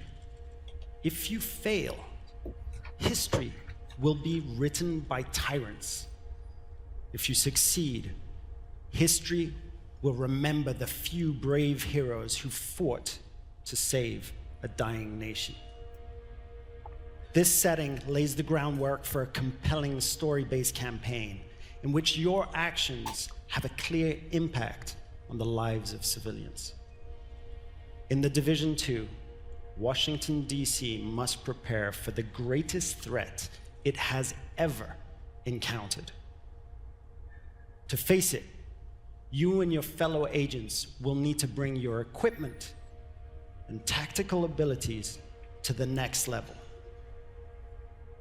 Once agents reach the end of the main campaign, it's time to select a new progression path by picking a specialization. It starts with the choice of a signature weapon, powerful and unique weapons that complement the rest of your equipment. As you progress with your specializations, You will not only grow in power, but also unlock additional tools and abilities, including exclusive versions of skills. So they're classes. Specializations enable you to End truly game, complete your classes. own personal Yeah. playstyle, That's cool. but also to synergize with other players and take team play even further.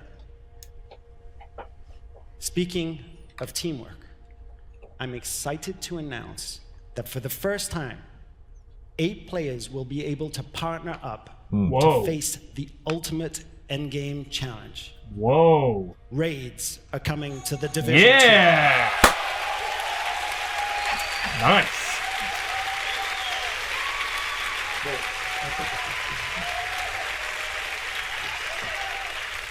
How many people? We learned a lot.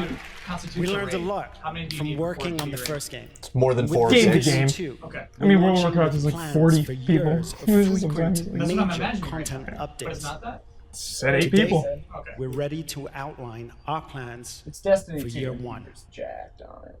We will be launching 3 DLCs in the form of episodes. That's cool. Each one will bring new story, new areas to explore, and new activities. And the best part, all of these episodes will be completely free for everyone.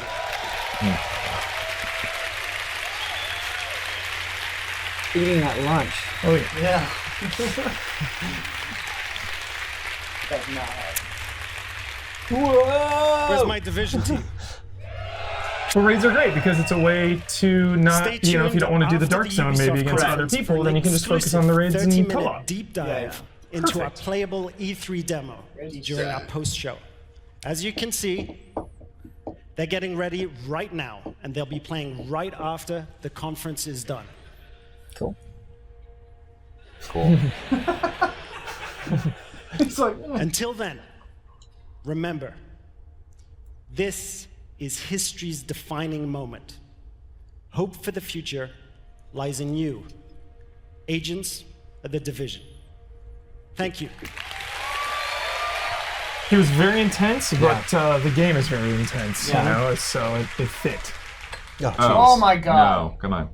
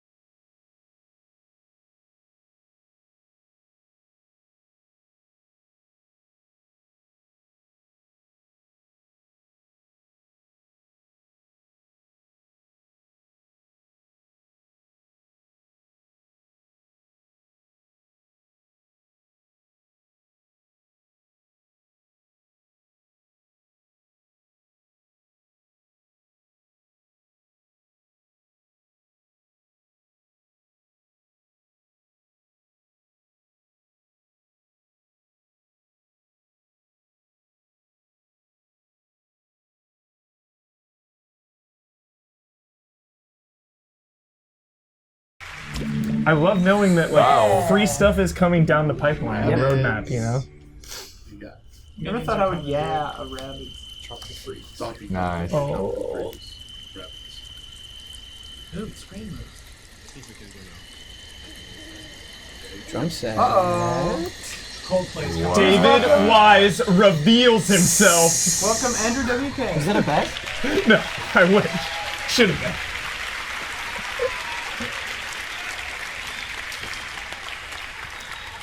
Hi, I'm Xavier Manzanares, lead producer. And it's an honor to be back here 1 year after we announced for the first time and released the game. There we go. It was incredible. So, as a team, I just wanted to thank all of you for the support and all the feedbacks we received. Thank you. That was a very quick setup. Yeah. Well rehearsed. What do we got? That was like stop making sense. So we also started a year ago to work on a brand new adventure, and with a brand new hero as well, one that we cherish and we love, Donkey Kong. So for today, we wanted to celebrate the upcoming release of the Donkey Kong adventure. So hype. And what better with music than with Grant Kirkhope, our composer, and the band Critical Hits. So please enjoy. Thank you. Wow.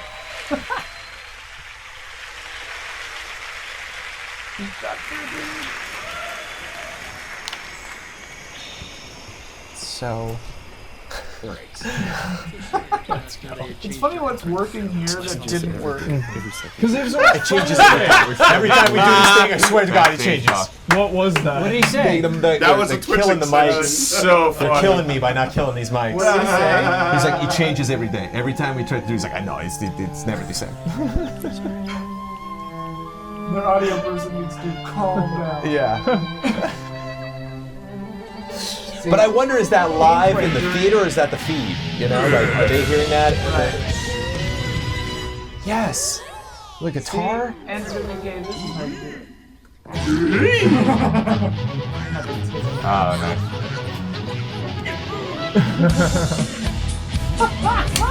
DK rap! Yeah!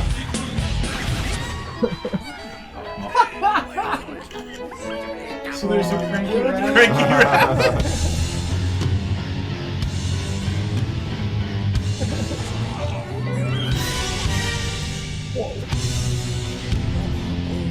I love it.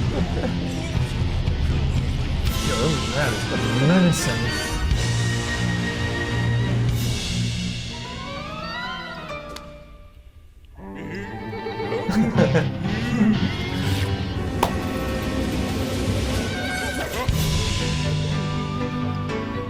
Yes. I'm shipping them too. Tropical freeze stages. Alright, nice.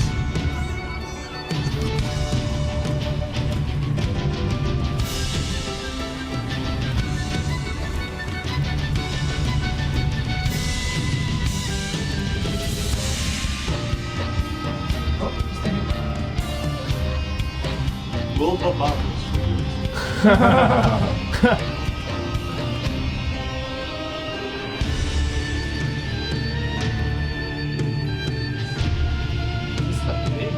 This is like a second game. Yeah. First one we had 4 worlds. We've seen 3 right now. Yeah.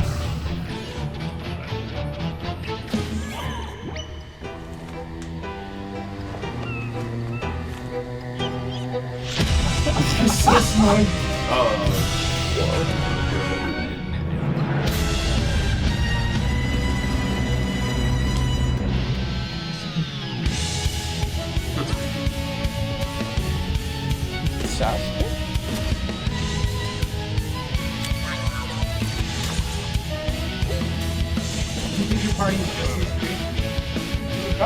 No, I just didn't really want to focus on him.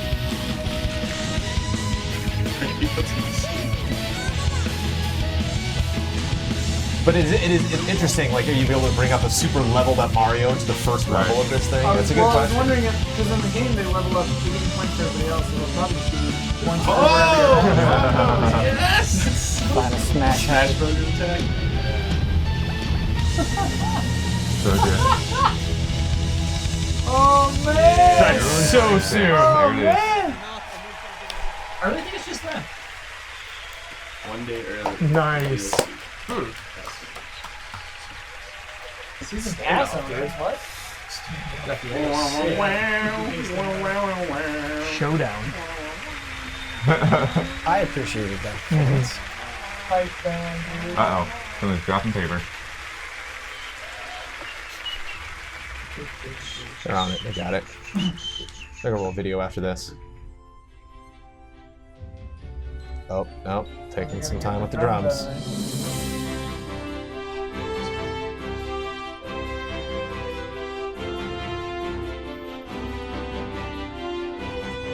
knocking off a point for this. It's just a transition, man. I'm surprised we don't have the VO like. I told him 1,000 times, get those drums off first. Get those drums off. Your mics are still on. Scholar Burns. Okay. One more. Right. Wow, non-stop with that. Wow. They don't know the mics are live. Piracy is dead. Somebody tweeted. Well, they're obviously not live the whole time. Yeah. Otherwise, they would still be. I'm sure that's already happened. That's part of it. Those who kneeled were now at the gates of hell. They were killing us off, burning our seas from shore to shore. But we haven't seen anyone named Brian, right? Like, I wonder if there's like some kind of crossover in the wireless signals. Win this game. As fate would have it, the tide turned in our favor again. A new wind was at our backs, blowing us straight to heaven. In our new Eden, there was only one rule. First come, first serve. It was dog eat dog. We became kings. This is Black Sails. Don't skip Black Sails. Cool, dude. Fortunes poured down on us. They had their empire. Now it was our turn. Enemies became friends. Friends became enemies. The best didn't trust anybody. Uneasy Alliance. The philosophy of the day was more and more. We were alone at the top of the food chain.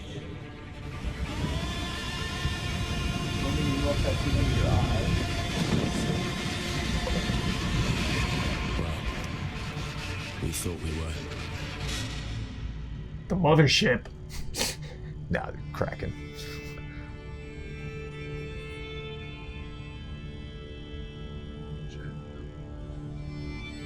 In a dog-eat-dog world, we were wolves. And wolves hunt in packs. I'm into it. Cool. I'm into it. Great trailer. I'm into it too. It's just like, how will elephants translate the gameplay? You know, like, it's cool that they have treasure troves of gold. But if I just see a ship, There are soulless empires. They're illustrating there in the Indian Ocean. all this human interaction is great, but if I don't have a character, then But there are no I'm heroes. just a boat. Like, Hello, my name is Justin Fair, Creative Director at Ubisoft Singapore. And for the Give him a past year, chance. my team and I have been anxiously awaiting this moment to invite you, our fans, to join the hunt here at E3 2018. Piracy is dead in the Caribbean. The empires crushing all those who oppose them. So your next big score? Long live The Dynasty. Indian Ocean, home to That's the why they richest showed trade routes in elephants. the world, where merchant ships carry cargo worth over $10 billion a year. And you're gonna steal every last fucking coin. That's a D. First, you need a target. You pick up intel on a heavily guarded frigate, fat with African diamonds meant for the Grand Mogul of India. That treasure will help you claw your way to the top, to become the pirate that no empire can take down. Second, you must know your hunting ground. Our reactive and evolving world is reflected in what we call fortunes, presented to you by Taljid, the fortune teller.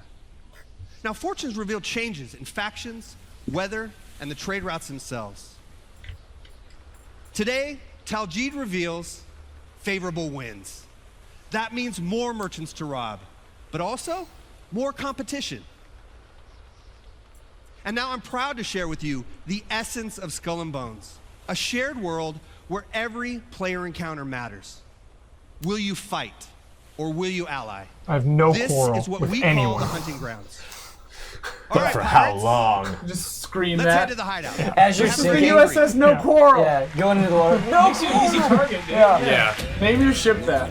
The No Quarrel. In your hideout, deep within the Chagos Island. There you go, Jones. Okay. Walk around. They're walking around, dude. Oh, what? Now we're talking. Jones is in. It's a game. This hidden pirate den provides everything you need for your next strike. I am hard in. Pirate Dog. From your shipyard You choose the character Black create? Horn for the upcoming battle. It looks great. The strong winds will boost its speed, giving its battering ram a devastating punch. Sorry, this is gonna break. Next, choose the right I love how crew and gear kind for of the is mission just Sea ahead. of Thieves with better graphics. Like sort of straight Demi up right cannons now. are slow loading, deadly. Yo, this is amazing. Rockets are blazing fast. This rules. Deal powerful damage from every Yeah, angle. you can change the weapons and shit. That's Yeah. All this With everything loaded, let's out head tonight. Boom! Give me the Winds Beyond are Good and strong when the Evil day is clear. That means more merchants to rob. That's But all also it more needs, you know, that rifle little fire hub for a quick is scan. perfect. According to your intel, the convoy is sailing past a Portuguese fort, taking advantage of the strong winds. There she is, with all news. Yeah. That fort is too strong to simply sail Yeah. past. Its cannons can blast you out of the water. You need to find a way to sneak by before the convoy slips away. I mean, it's definitely based on Yeah. Black Flag character. Fortunately, deception is another tool in the pirate's arsenal. Let's fool these black guards. Yes. Wait. Run the What? white flag and Disguised as a blast them. Portuguese merchant, you try to creep past the fort. Deception active. If we engage, they will see it through our guys. Nice. Be cool. Be cool.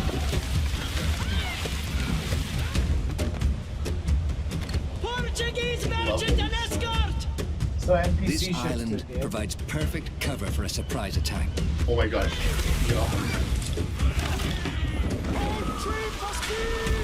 Plot the optimal course for an intercept. Rigging your sails for I really like speed. some cat says. You want to catch your victim off guard. Captain, there she is.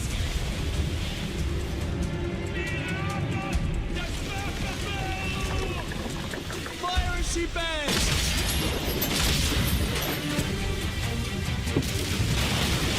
Horse ship.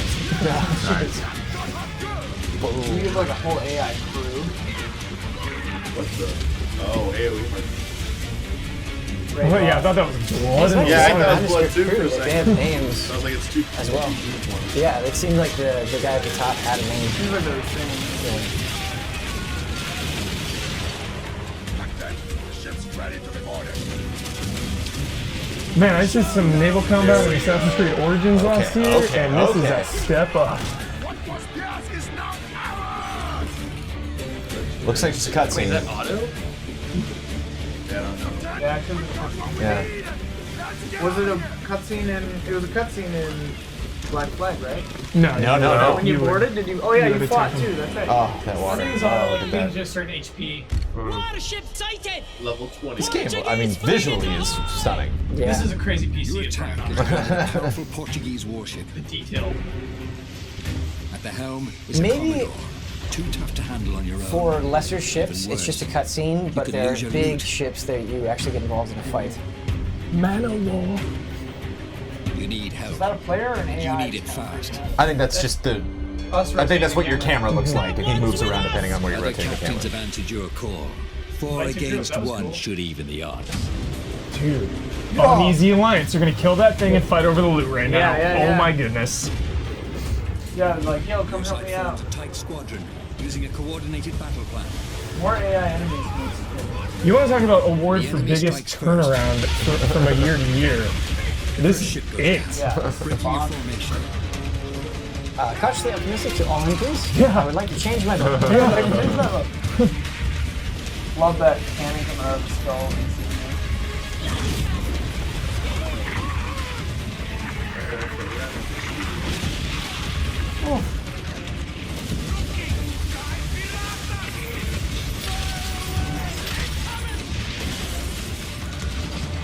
The Commodore turns his cannons on you.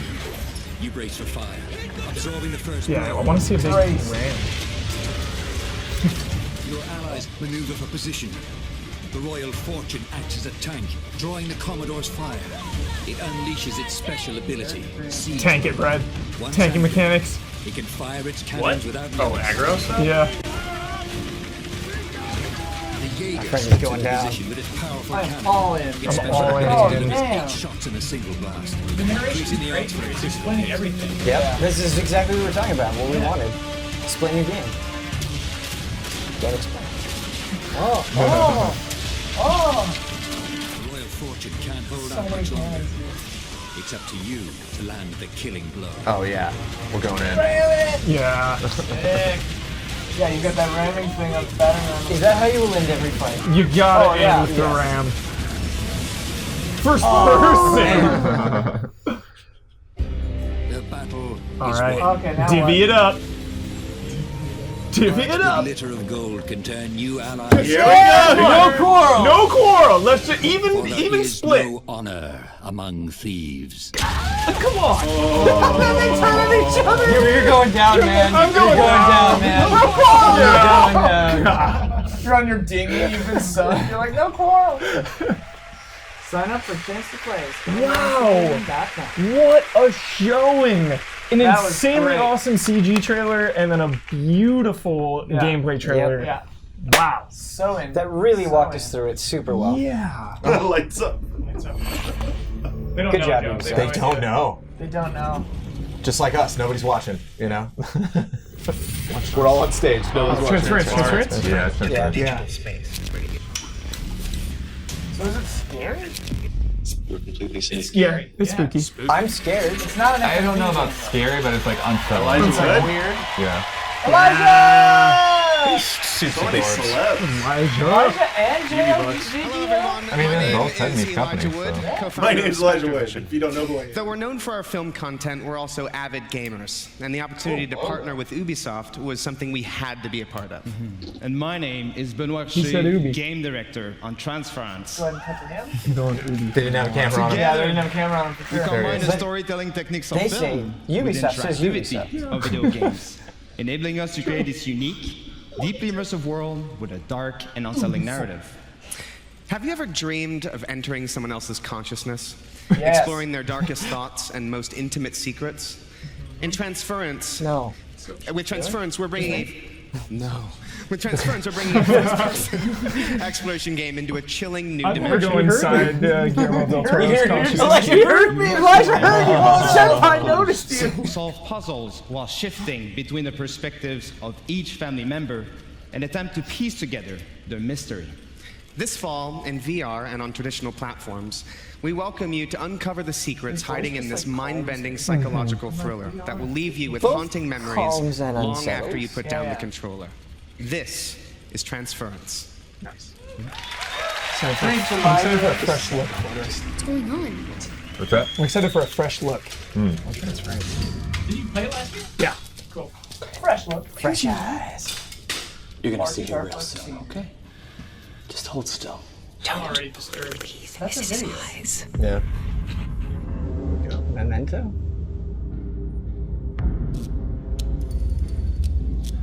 Are you comfortable? I know this rig's a bit cumbersome, but that's always the way with these new prototypes, huh? Who said this is not scary? Yeah. This is a screen game. It's spooky. And all you have to do is just Bloodworth is not scared. be. He's smiling. I know things haven't been so Remember, great lately. scariness makes me like I'm a comfortable. lousy father. It all depends on who you We're all ask. wired wrong. Yeah. No quarrel, but scariness makes me comfortable. You've seen how rotten that's gotten, huh? Puzzles. But all that is gonna change. We're all gonna be together. All of our hard work, reverse the process. All of our sacrifices. That's my gift to you. Us. There's nothing like a shadowy figure in a hallway. It'll never get old. That soothes your soul. Dad? Why are you doing this? I love you, son. It's disturbing. I love you with all of my heart. Daddy's up to no good.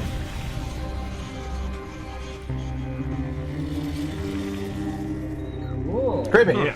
Cool.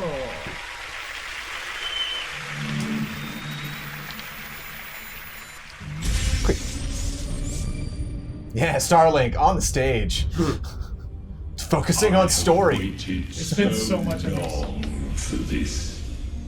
The cutscenes actually look pretty decent when I checked it out. What I if was we all surprised. just love this game and we're hard? I'd be down, dude. Start saving. Yeah. Crazy things. $300 in price. Waiting for it. Let's get out there. Go show them what Starlink can do.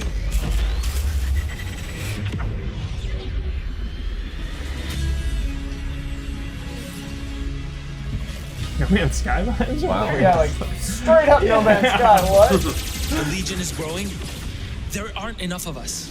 We need to find help from every It's like planet literally in just No Atlas. Man's Sky with a story. Could be the one.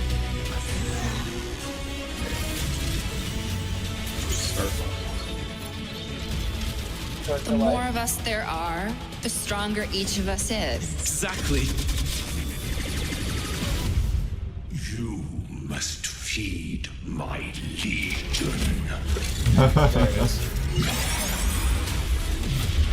This looks better than expected. Yeah. My Drax Legion isn't needs going to better. stop until we end this. Oh man, just on the controller. I know. Yeah.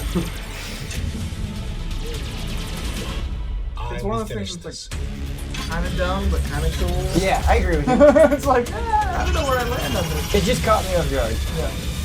Even though they've shown it before. I thought that was going to say Battle Royale. Oh boy. Battle for Royale. Thank you. Hello everyone, I'm Laurent Melville, Creative Director on Starlink Battle for Atlas. Last year, revealed our modular starship innovation to the world and showed you how players could reconfigure it instantly to adapt to any challenge. This year, we're excited to show you what the depth of the open world that we've built and put the game directly into your hands. We're going to take you on a journey 400 light years away from Earth to the Atlas star system. Discover exotic planets, meet fascinating local factions, and forge your alliance. Upgrade your pilots, starships, and gear, and unleash devastating combos to save Atlas from the relentless Forgotten Legion.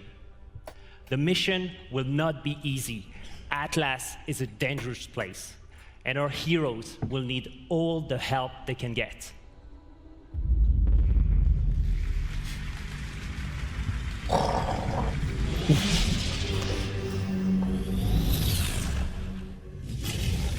Yeah, give me that one continuous shot. Sell it.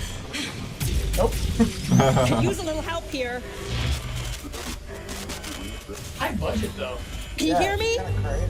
Talking to you. That's Star Fox. That's Star Fox. Is he serious? What? I'm not joking. What is Star Fox? That sound effect was Star Fox. Is this is That's Star Fox? It's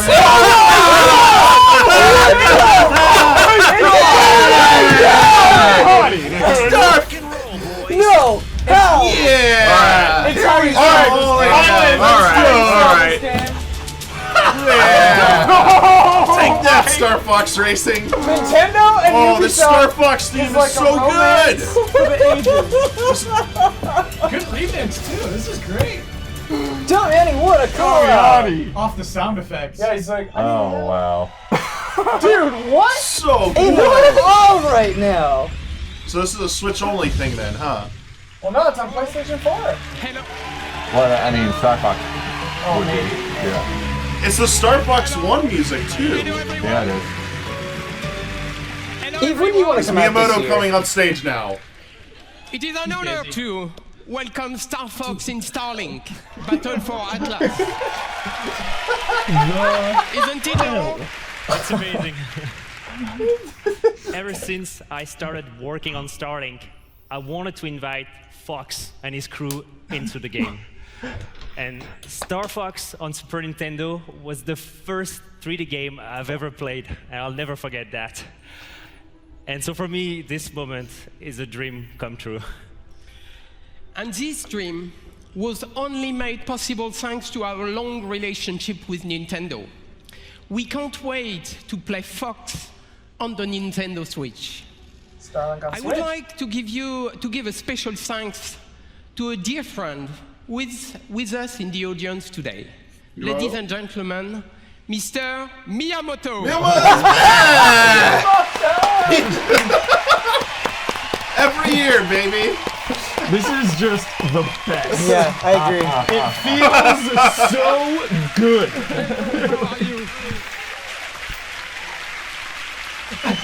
Just standing there. Well, so that's Mario, Star Fox will be next year.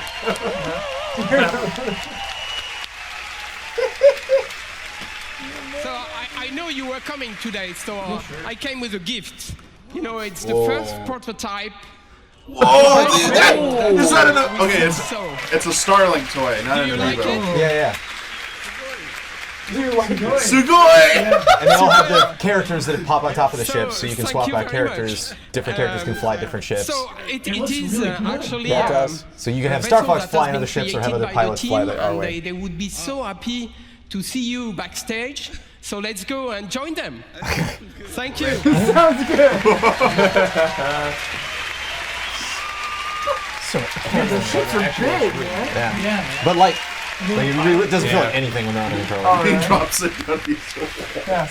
Yeah, they've got to be real. It's gonna be interesting to see because there's all the feed imports are at the bottom of the Switch, right? This is gonna be interesting to see how they put it on the front of the Switch, or if it even operates that way when it's for everyone at E3. Disconnected. Please be sure to come by the Ubisoft booth where we'll have a now he's in the full logo. hands-on Look at demo that. for you to try. For everyone else, how is the story gonna explain that? All consoles on October 16th. Star Fox as an exclusive Nintendo Switch experience. Well, gotta get it on the Switch. Yep. Yeah. Gotta get it on the Switch. Yeah, I was gonna say. Yeah.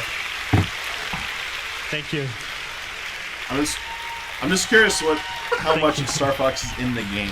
I don't know, man. If But you pop the ship on and Check out StarlinkGame.com Isn't that crazy? to pre-order the game right after the conference. Take my money. Thank you so much for being here How much today is and it, have a though? great Like- E3. Yeah. that Star Fox one is How much like is it for? Nintendo tax. Yeah, Nintendo tax. Probably I had heard Nintendo was like really in this Starlink when they saw it revealed, so Cool. Oh, for honor. Given the relationship with Rabbids, yeah. Very cool. Yeah. Pet emote.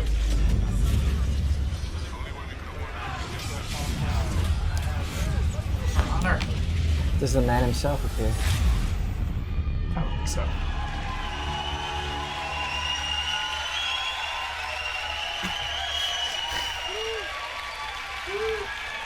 Streamers, cosplayers, artists, tournament organizers, and all of our players, you are for honor. Indeed. Hello, I'm Roman Campos Soyola, Creative Director.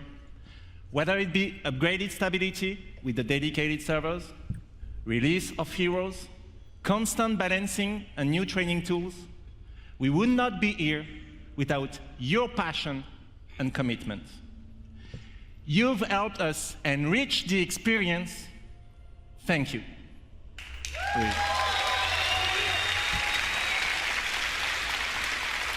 But actions speak louder than words, right?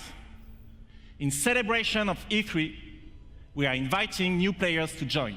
So, if you haven't played For Honor yet, now is your chance. Starting today and until next Monday, we are giving away the PC Starter Edition on Uplay.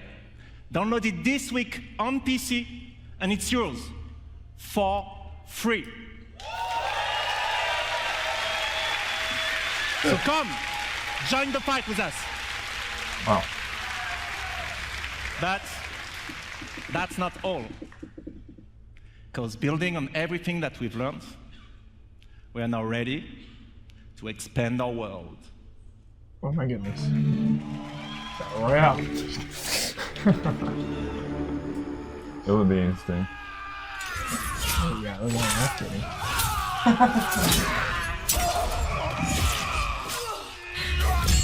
What kills? New faction, probably, right? Yeah. Pirates. that's Prince of Persia. Yeah, Persian Army.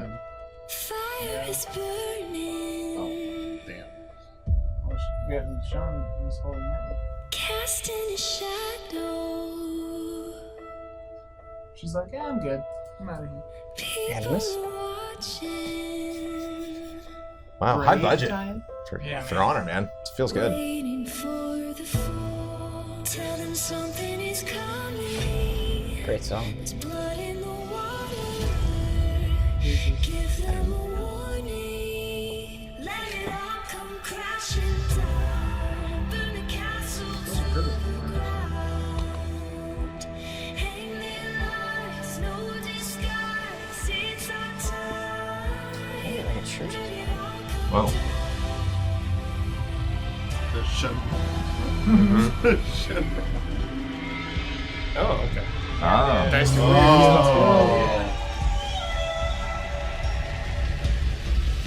That's pretty cool. Really awesome way to reveal that too.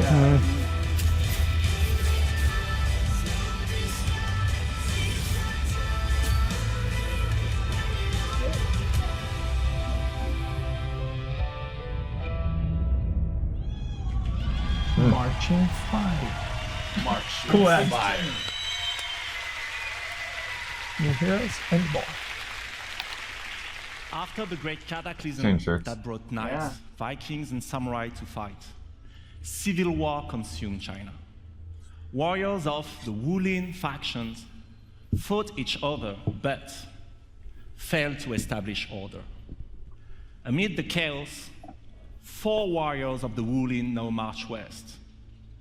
With a new faction, 4 new fighters, visual enhancements, and single-player content yet to be revealed, the Marching Fire update is our biggest and most ambitious addition so far. But this update would not be complete without answering a huge request from our community. A new 4v4 multiplayer mode fulfilling the classic medieval fantasy. You know what it is? The Castle Siege. So please, allow me to introduce you to this new mode, Breach.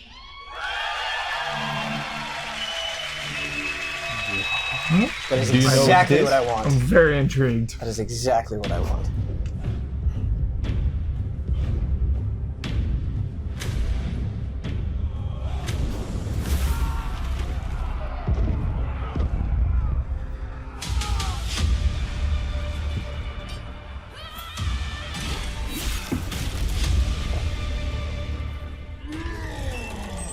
Oh, Bowser, I think. They just keep it going every game after this. Yeah. As a tie.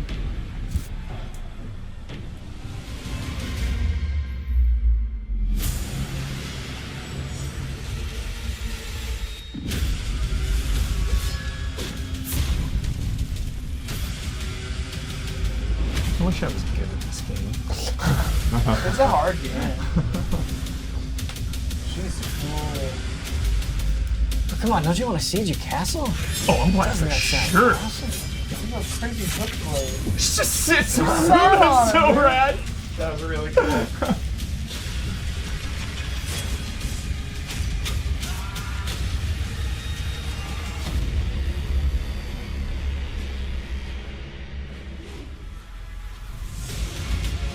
Yes. Nice. Yeah, this guy. Well, the Chinese soldiers have so much swagger. Yeah. Oh, right, chill, yeah, look at these guys. Yeah.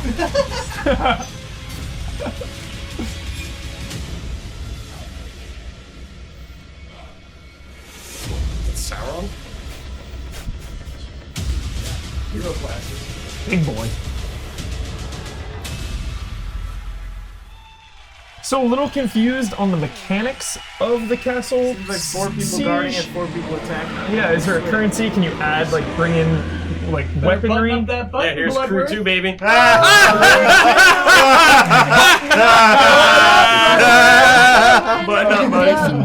up, brand director of the Crew 2. In just I think there a will few be different days, phases to the freedom Castle Siege. will be Cool. yours. Cool. Freedom to get your hands on your dream car, bike, boat, or plane and unleash your passion for motorsports all across the United States. The Crew 2 releases on June 29th, and we are very happy to announce that the open beta will be available on PlayStation 4, Xbox One, and PC on June 21st. But there's more. You can preload the open beta right now. So you'll be ready to hit the road as soon as it That's starts. a weird. 20 days. False shadow drop. Yeah. Josie Creed 2. A false shadow drop. A daylight drop. Oh man.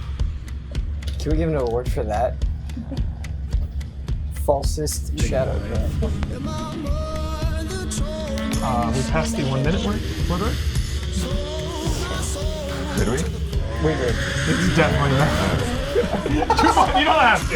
You don't I have think I messed up the mic anyway. to. You totally don't have to. Just tease.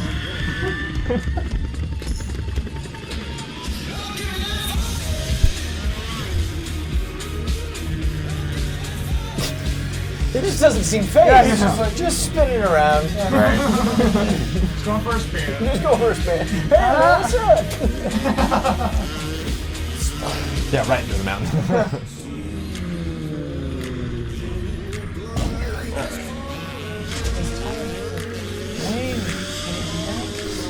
I don't think so, no.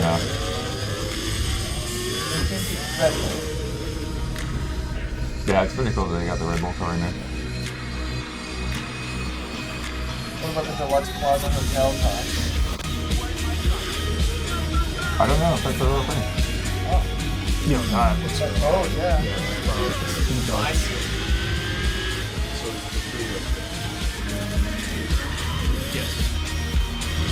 Truth to hold, yeah.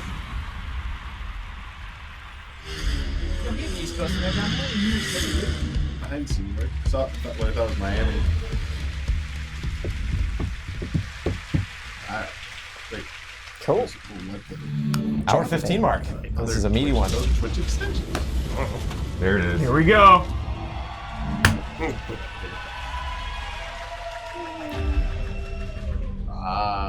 Looks an engine, yeah. How can a child save us all if he's sentenced to die?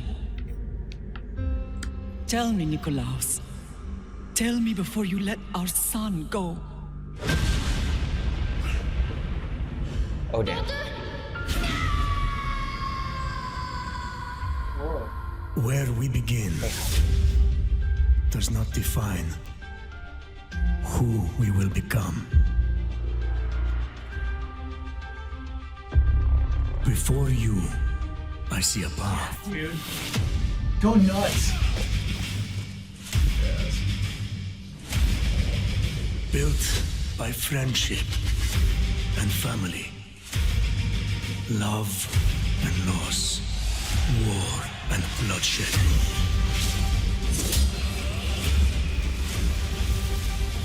Wow.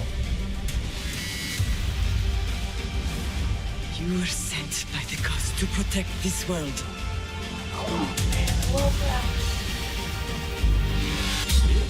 You carry the blade of Leonidas. The power of the Act gods. like it. Yeah, dude. Huh. Bear. Yeah. You're there. Triton. That's a big bear. As you write your Odyssey across the mountains and the seas, remember, the fate of Greece journeys with you. Wow. He's stacking the claw. Yes!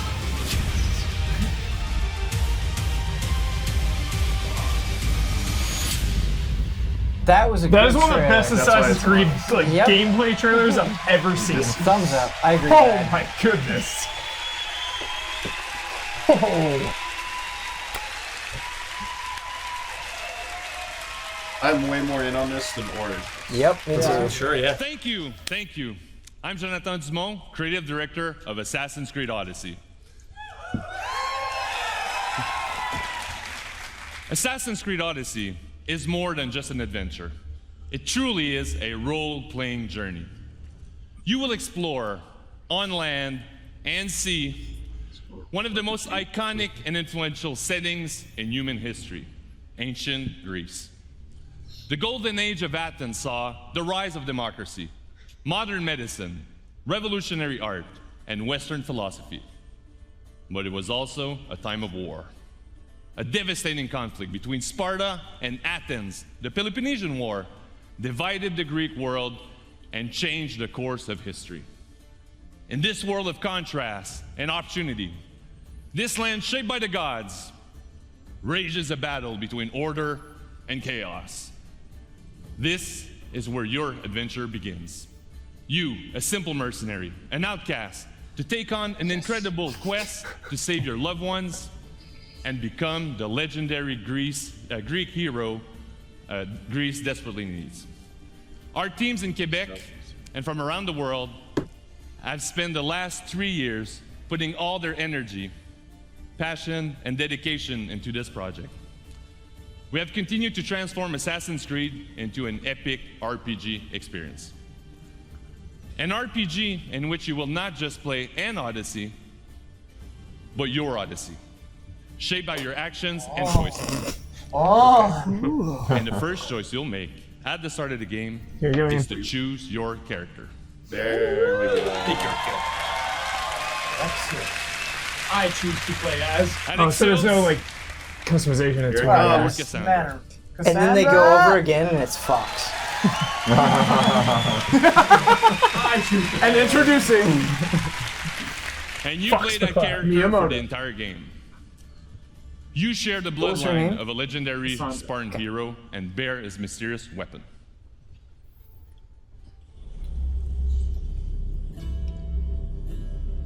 Oh, baby.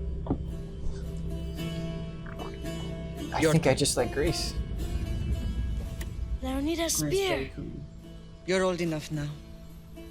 My father's spear holds a certain burden, but you're ready. Think of Leonidas. That'll be He the prologue. had great courage. Oh, yeah. And he made a great sacrifice. You share in his blood and the strength he possessed. The broken spear of Leonidas gives you access to powerful range, combat, and stealth abilities that you can unleash on your enemies.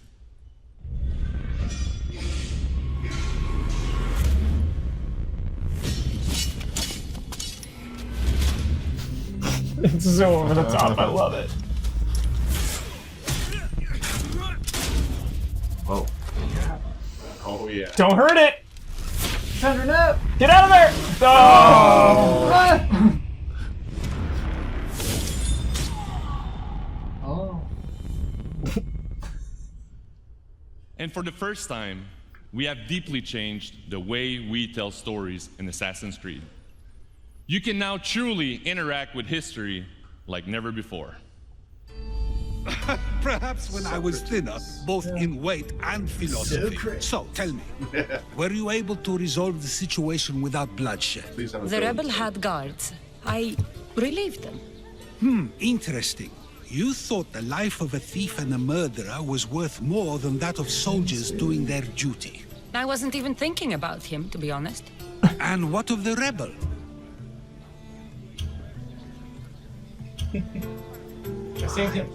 He should be halfway to Mykonos by now. Yeah. Oh, really? You let that lunatic run loose? Are you sure that was wise? I'm not sure approaching you was wise. Our choices are like ripples on water. They seem tiny and insignificant at the beginning, but they can become devastating tidal waves on their course. Let me explain to you this gameplay mechanic. Yeah, we'll use this in the trailer. Over the next few days, you can experience this for yourself here at E3 in our playable demo. And for you at home, here's a full gameplay sequence of Assassin's Creed Odyssey. Thank you, have a great E3. Thank you. Look at Man, I really wish they went to it. Learn more.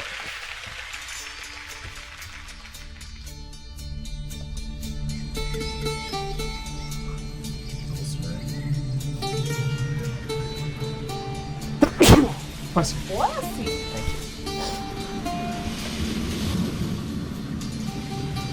Ooh. Oh, look at that. the shark? Ooh.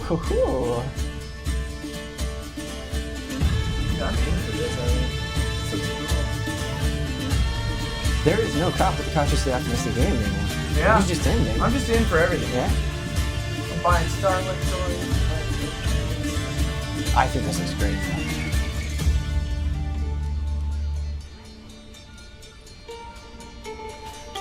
Oh, saw a bird? Eagle's back.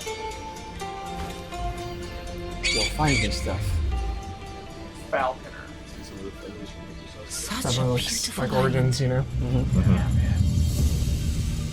I didn't expect it to be like forward. Are those helmets at the bottom like your assassination targets? It's like that bottom right's guards, new. Stars in GTA. Stars in GTA. You're wanted It's like the guards. Okay. Wanted level. Thank you. Ah, Mykonos Island, built from the corpses of giants slain by the legendary Iraklis. Read me the note again. Iraklis. Eagle-bearing Mystios. That's you. We are a small but fierce group of rebels who'd pay you handsomely to help us overthrow our Athenian oppressors. A warrior named Diocles fights with them. None who face him survive. Please, Mystios, our people are dying. Signed, Kira. Lie. What did your informant tell you? Word has already spread of you sinking those ships. There's a price on your head. Whew, that didn't take long. There's also word of Spartans landing on Mykonos. So, I'm here to find Kira, who wants me to kill Diocles. An Athenian ally. Who's at war with Sparta. And don't forget the bounty! Business as usual, then. Gods protect you, Cassandra. Thanks, Varnavas.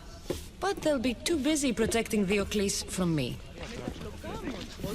We've been spotted! Go! I'll handle this! What happened? For all your work! Mercenaries. Yeah, they're just wanted. Thanks for the horse. Legolas mount there.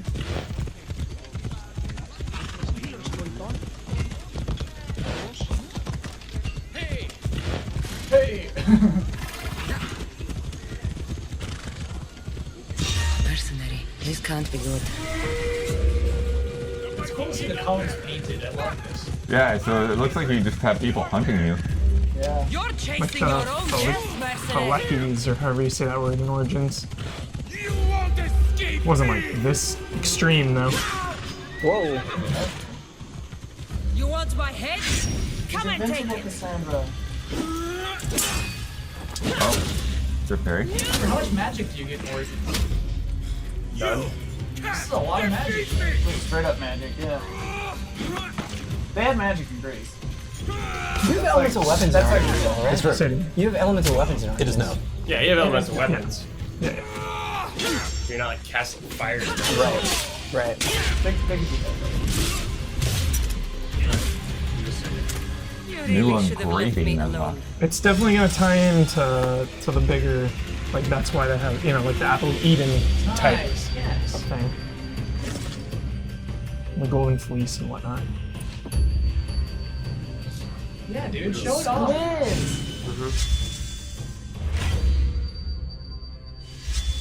Oh, building thing. There we go. Another big statue up there.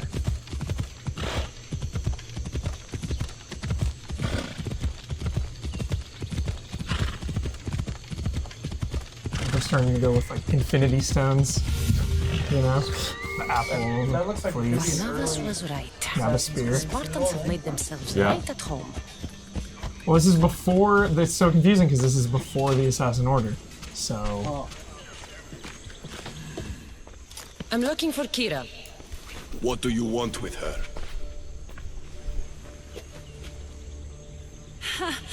The mercenary who bears the eagle of Zeus. You got my message.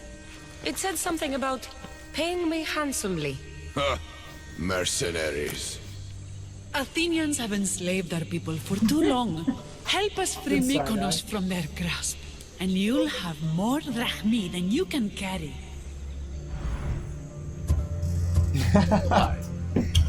Romance option. Yeah. Absolutely. Yeah. Absolutely. This Come is on. why I sent word of a rebellion to you and Sparta. My men are ferocious in a ground assault, but we're outnumbered. And Diocles fights with the fury of Ares. Join us in battle. If you're half the warrior Kira says you are, we'll grind these Athenians into dust.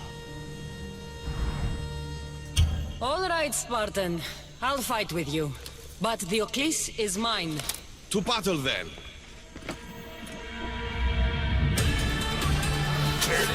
Wow. Scale. Yes.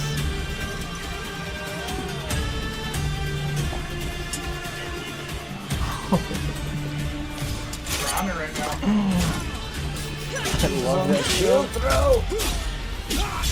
Not reacting there. Yeah, dude. Hates it. Can't break that poise.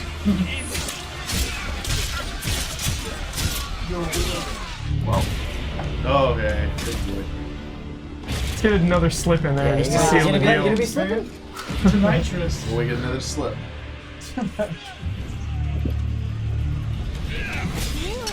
Oh.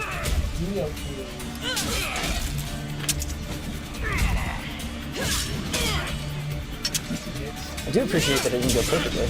Yeah.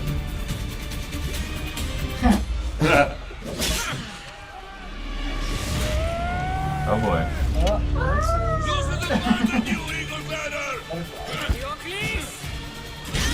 You expect it then. life ends today.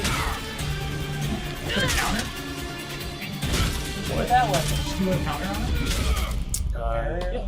You can do it crazy.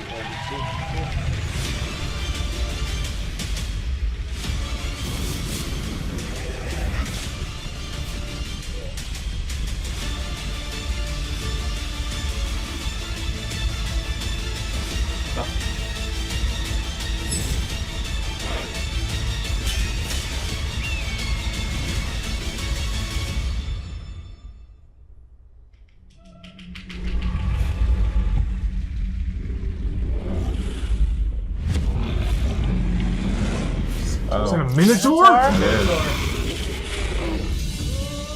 Whoa, Nice. Good. Dude, I hope he goes Sick. straight up into the labyrinth. Learn more. Wow. October October 5th. 5th. Did we know that? I liked it. Yeah. I liked it. Oh. Uh-oh. Oh, Yeah. man.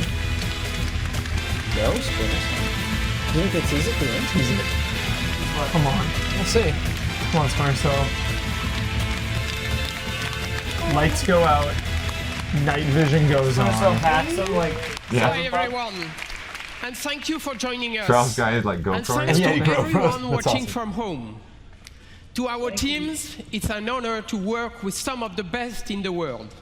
Congratulations on a great show. It's hilarious to put this helmet on.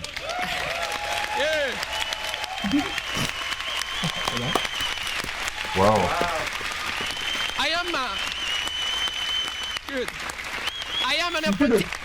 This could still be a one more I am an thing. optimistic guy, and I am particularly excited about the future of technology and the positive role games will play in shaping our society.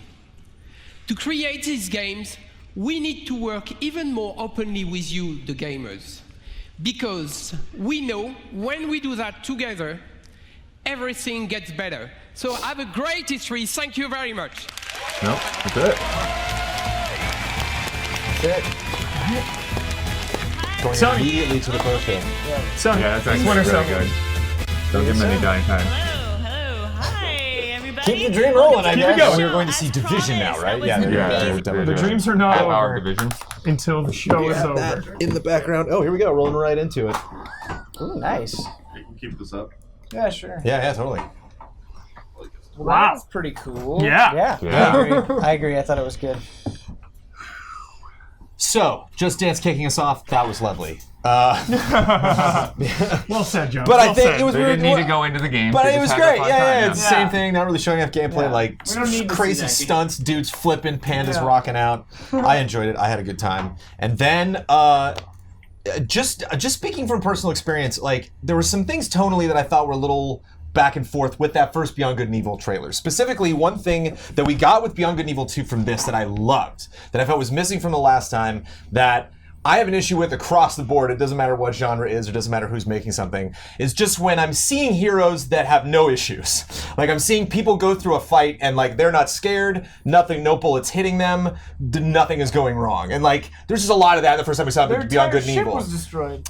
In this trailer. one. Yeah. In the first time, Monkey's like, Yeah, I'm not yeah, even yeah. looking. Sure, I nailed that shot. Sure. You know, like we have a giant cruiser pointing all these rockets Right, at us. right. No big whoop. Boy, did that shift. Yeah. I was blown away. I thought that was probably my favorite trailer I think so far of this show. What I want to know, High stakes trailer. I don't know if you caught on to this, but you know, like that, like the cook is Paige. Yeah. I wonder if he's like an undercover agent because he wiped everybody out with that chili. Oh. He was like poisoning the chili on purpose, I think. Whoa, dude. They couldn't prepare for that fight. So maybe, yeah, like maybe Jade's not necessarily like a bad guy. Maybe like they're pirates, you know, like they're out there stealing from people and causing a ruckus, and like maybe, yeah, this is a kind of war of the of their motives. You know, we don't really know like what their ultimate goal is. Why would he acknowledge her then, though, at the end? Like Jade, like if he was an undercover agent. He seemed surprised to see her. Yeah, he did. That did serve the function of confirming who it was and introducing us to him. So maybe that's something that they'll go back on. But yeah, I don't know if we need to go into more detail. What did you think, Ben? Did you like that? What we saw, and then these little brief gameplay tidbits that were representative of what they've shown so far in their. Yeah. What have we got? Like gameplay video streams? How have they been showing? Well, the gameplays that they showed before like felt like really early. Like it was just like going in and out of outer space and into planets and like stuff that was like not even like really fully textured and stuff. If I remember right. So it's really good to see like some gameplay that looks like what that first trailer looked like. Using the jetpack, landing on the ship in motion with guys on the top, immediately going into combat. The combat looked pretty decent to me. Like there was a speed to it. There was a way that the hits were connecting that I was kind of into. It was hard to obviously tell because we were stuck on the wide. But man, if they can pull that off, holy cow. Especially like jumping off a speeder bike onto a flying bus and fighting 3 guys with a sword. Yeah. Come on. And like not many games can get away with doing the off cam like that, but because of this the development, you know, Beyond Good and Evil 2 being, you know, years away and coming from 1 to 2 and that huge gap. This is even more than you know, we expected and more than they needed to show, and they're confident in it. I just really appreciate showing such rough pre-alpha footage. I think that's great. And I really appreciate that they gave us characters to kind of start tying these pieces together. I think they easily could have saved that for later out and had that be a reveal then, but I liked now that Beyond Good and Evil 2 has even more stakes than previously thought. Like, they could have just showed that gameplay and that would have been enough and that would have been exciting, but they're really giving us something to latch onto, which I appreciate. Yeah. One shot that struck me from the gameplay that they showed was their ship that they're in. It's a smaller ship, all sorts of different crafts, you know, all over the place. And we saw Hijack in last year's CG trailer, so I'm assuming that was just kind of leading that, this, including her putting on that suit and hopping out of her ship, and just being just rocket pack in open space. I would not be surprised if that was a tease of something that they want us to be able to do. But we're in this like tunnel, and they pop out, hop into the ship, fly out of the tunnel, and then that tunnel pops out into this open city. And so it's crazy to think of just like how big that city is, how much detail, how much it seems to be that there's going on. But then we got to go through this tunnel to get to some hidden thing back in the corner, and it seems almost unbelievably huge. I mean, there's nothing really I can think of that anybody's showing off that is to that crazy scale. The scale of the ships, like their ship compared to the Jade's ship that has the pincer like scavenger ship, was tiny, but before that showed up, I was like, wow, this ship is way bigger than I thought it was. Their ship that they live on. There's a kitchen, there's like quarters, there's people everywhere, an acupuncturist. Oh man, I'm so excited for this. I'm so excited. Next gen though, I think. But it was it's far off. Cyberpunk in its way. But even coming back and returning to these characters, you know, like his name's not Monkey, right? Or what's his name actually Monkey? I thought it's just kind of like a term that they use, like a joking term that they use for him. But when she flies, I think they gave him a name earlier. When she flies by the tower and spots him, it just like it felt like we were reuniting with old friends. And like even knowing we've seen such a tiny glimpse of this game, and we're still so far away from it, like. Got a scoop from chat? I just love it. Scoop us, chat. His name is Nox. Nox. That's right. It's like Cowboy Bebop, Fifth Element, and I am smacking. Fifth Element's a great call. Even the design of the ships was very Cowboy Bebop. God, And so even like, you know, with some issues I had with like an apparent aloofness, you know, from the first gameplay video, for them to just directly combat this time, and start off with just a fascinating environment, going to the rings of this planet, which is this snowy environment, and showing, which I'm curious to see how that comes into play, that she is outside of the ship doing one thing. People are inside of the ship doing another thing. Yeah. So coming back in a ship separated from this main battleship, coming back and possibly, like, as we are exploring these other environments, just naturally flying in and landing on that ship, going out, seeing the other characters. I would have loved to see a little bit glimpse of that. The scale of these cities is really great, but I hope we get to just walk around this ship, and if we have these environments like the cockpit, like the crew quarters where they were all gathered before they all left to go to their battle stations, the cantina or the kitchen. I hope these are places we can actually go to. It'd be fun to like go by and talk to Paige like while he's cooking up something. Again, like Cowboy Bebop, yeah, you just take off like Jet and Faye. They all have their ships on the Bebop that can sortie out.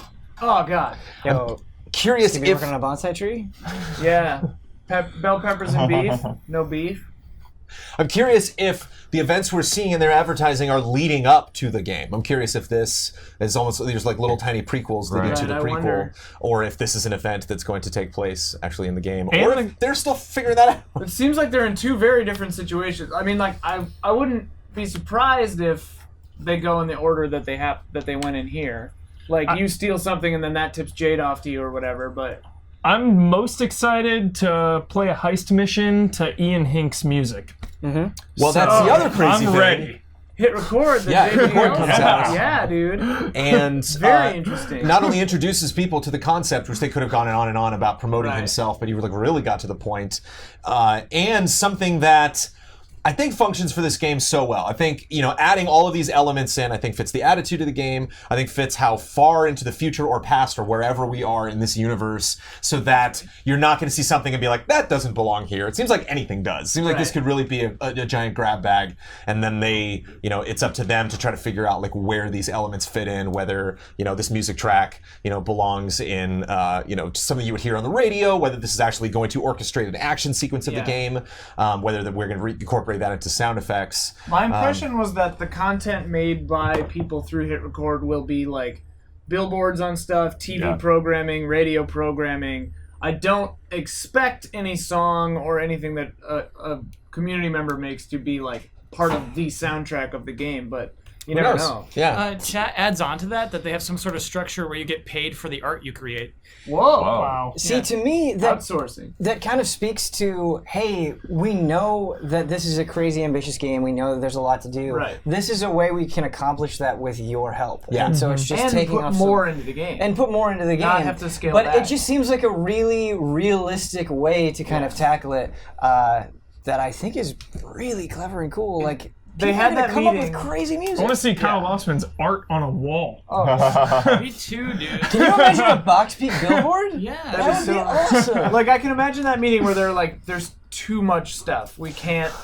Like, we gotta just scrap having a radio station. We can't do it." And then someone was like, "Wait a minute." Like, someone's kid was watching Hit Record on their phone, and they were like, Joseph Gordon-Levitt! Save us! If I could just plaster Weekly Hunts underneath a bridge, that would be fun. Yeah, make a graffiti art, and Yeah. then we can submit it. It's just going to be an Arial black Everyone's font, like, what is Weekly Hunts? What is that? Future content coming to the games? So I was so happy that we were going to see BGenie 2 again, at this press conference, but just like far exceeded my expectations. Yeah. I was completely wrong. Just way wrong. Yep. Oh yeah. Yeah, on so many levels. I think fourfold. I am astonished. One, that CG trailer was really great. Two, the Hit Record stuff I did not expect, and that blew my mind. Three, the gameplay little tidbits that we saw were not as much as like work in progress that we saw before. It didn't seem like they were goofing off. These seemed like snippets from the game. It seemed like they were going from point A to point B and actually trying to accomplish something in the little breaks that we saw.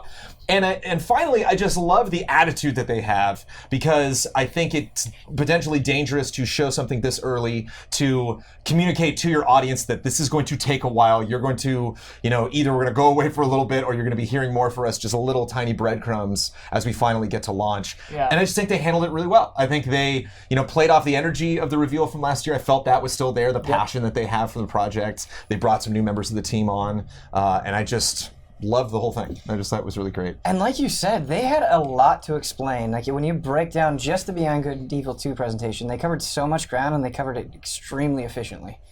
Props to them. space games, especially narrative space games, with this amount of, like, I guess, hopeful design philosophy, where you can fly in, run, and go out of things, and go into other things, and leave planets, and go to other planets and stuff.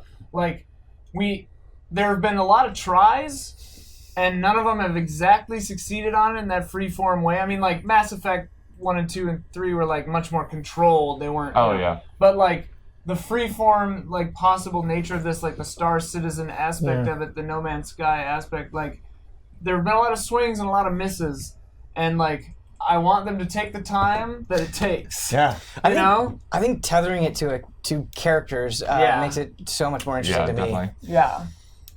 And I'm curious how that actually plays out, how much, free roaming versus story plays out. For sure.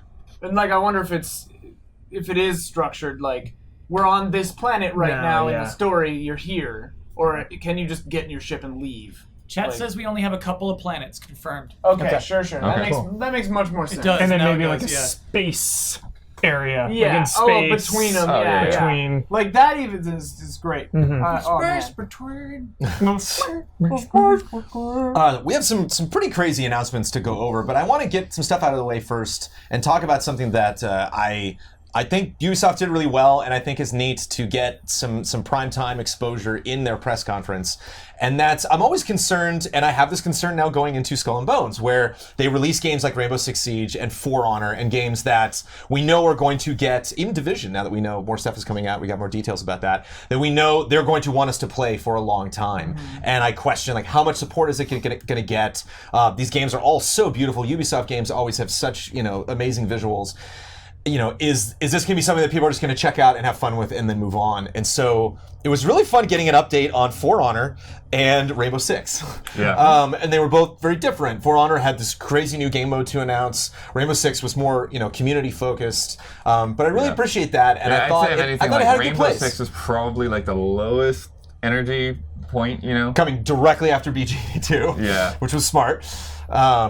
I mean, what do you think? You seem a little bit critical of it. And do you think there's a better way to I just done didn't that? feel like it was like all that exciting. Like it was very much like only the people that are like into where the community is right now would really connect with it. I like when you just say like the 40 operatives for one. Like it's like if you haven't jumped in, it's like I guess it's.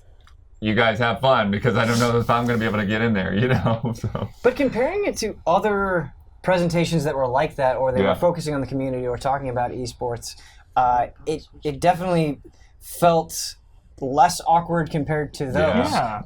There was a flow to it. They kind of they said what they needed to say and they got out. I don't feel like they dawdle. I don't feel like they pat themselves on the back too heavily. I agree with Blood that I think it was probably the lowest energy point for me as well, but for a low energy point, I don't think it was all that bad. No, I agree. For Honor had a bit more energy. Yeah. I also like, and correct me if I'm wrong, the Siege community, part of them were there. They were like, didn't you call to the audience one time and they're like, well, they called they called to different devs and they were wearing different shirts, I think.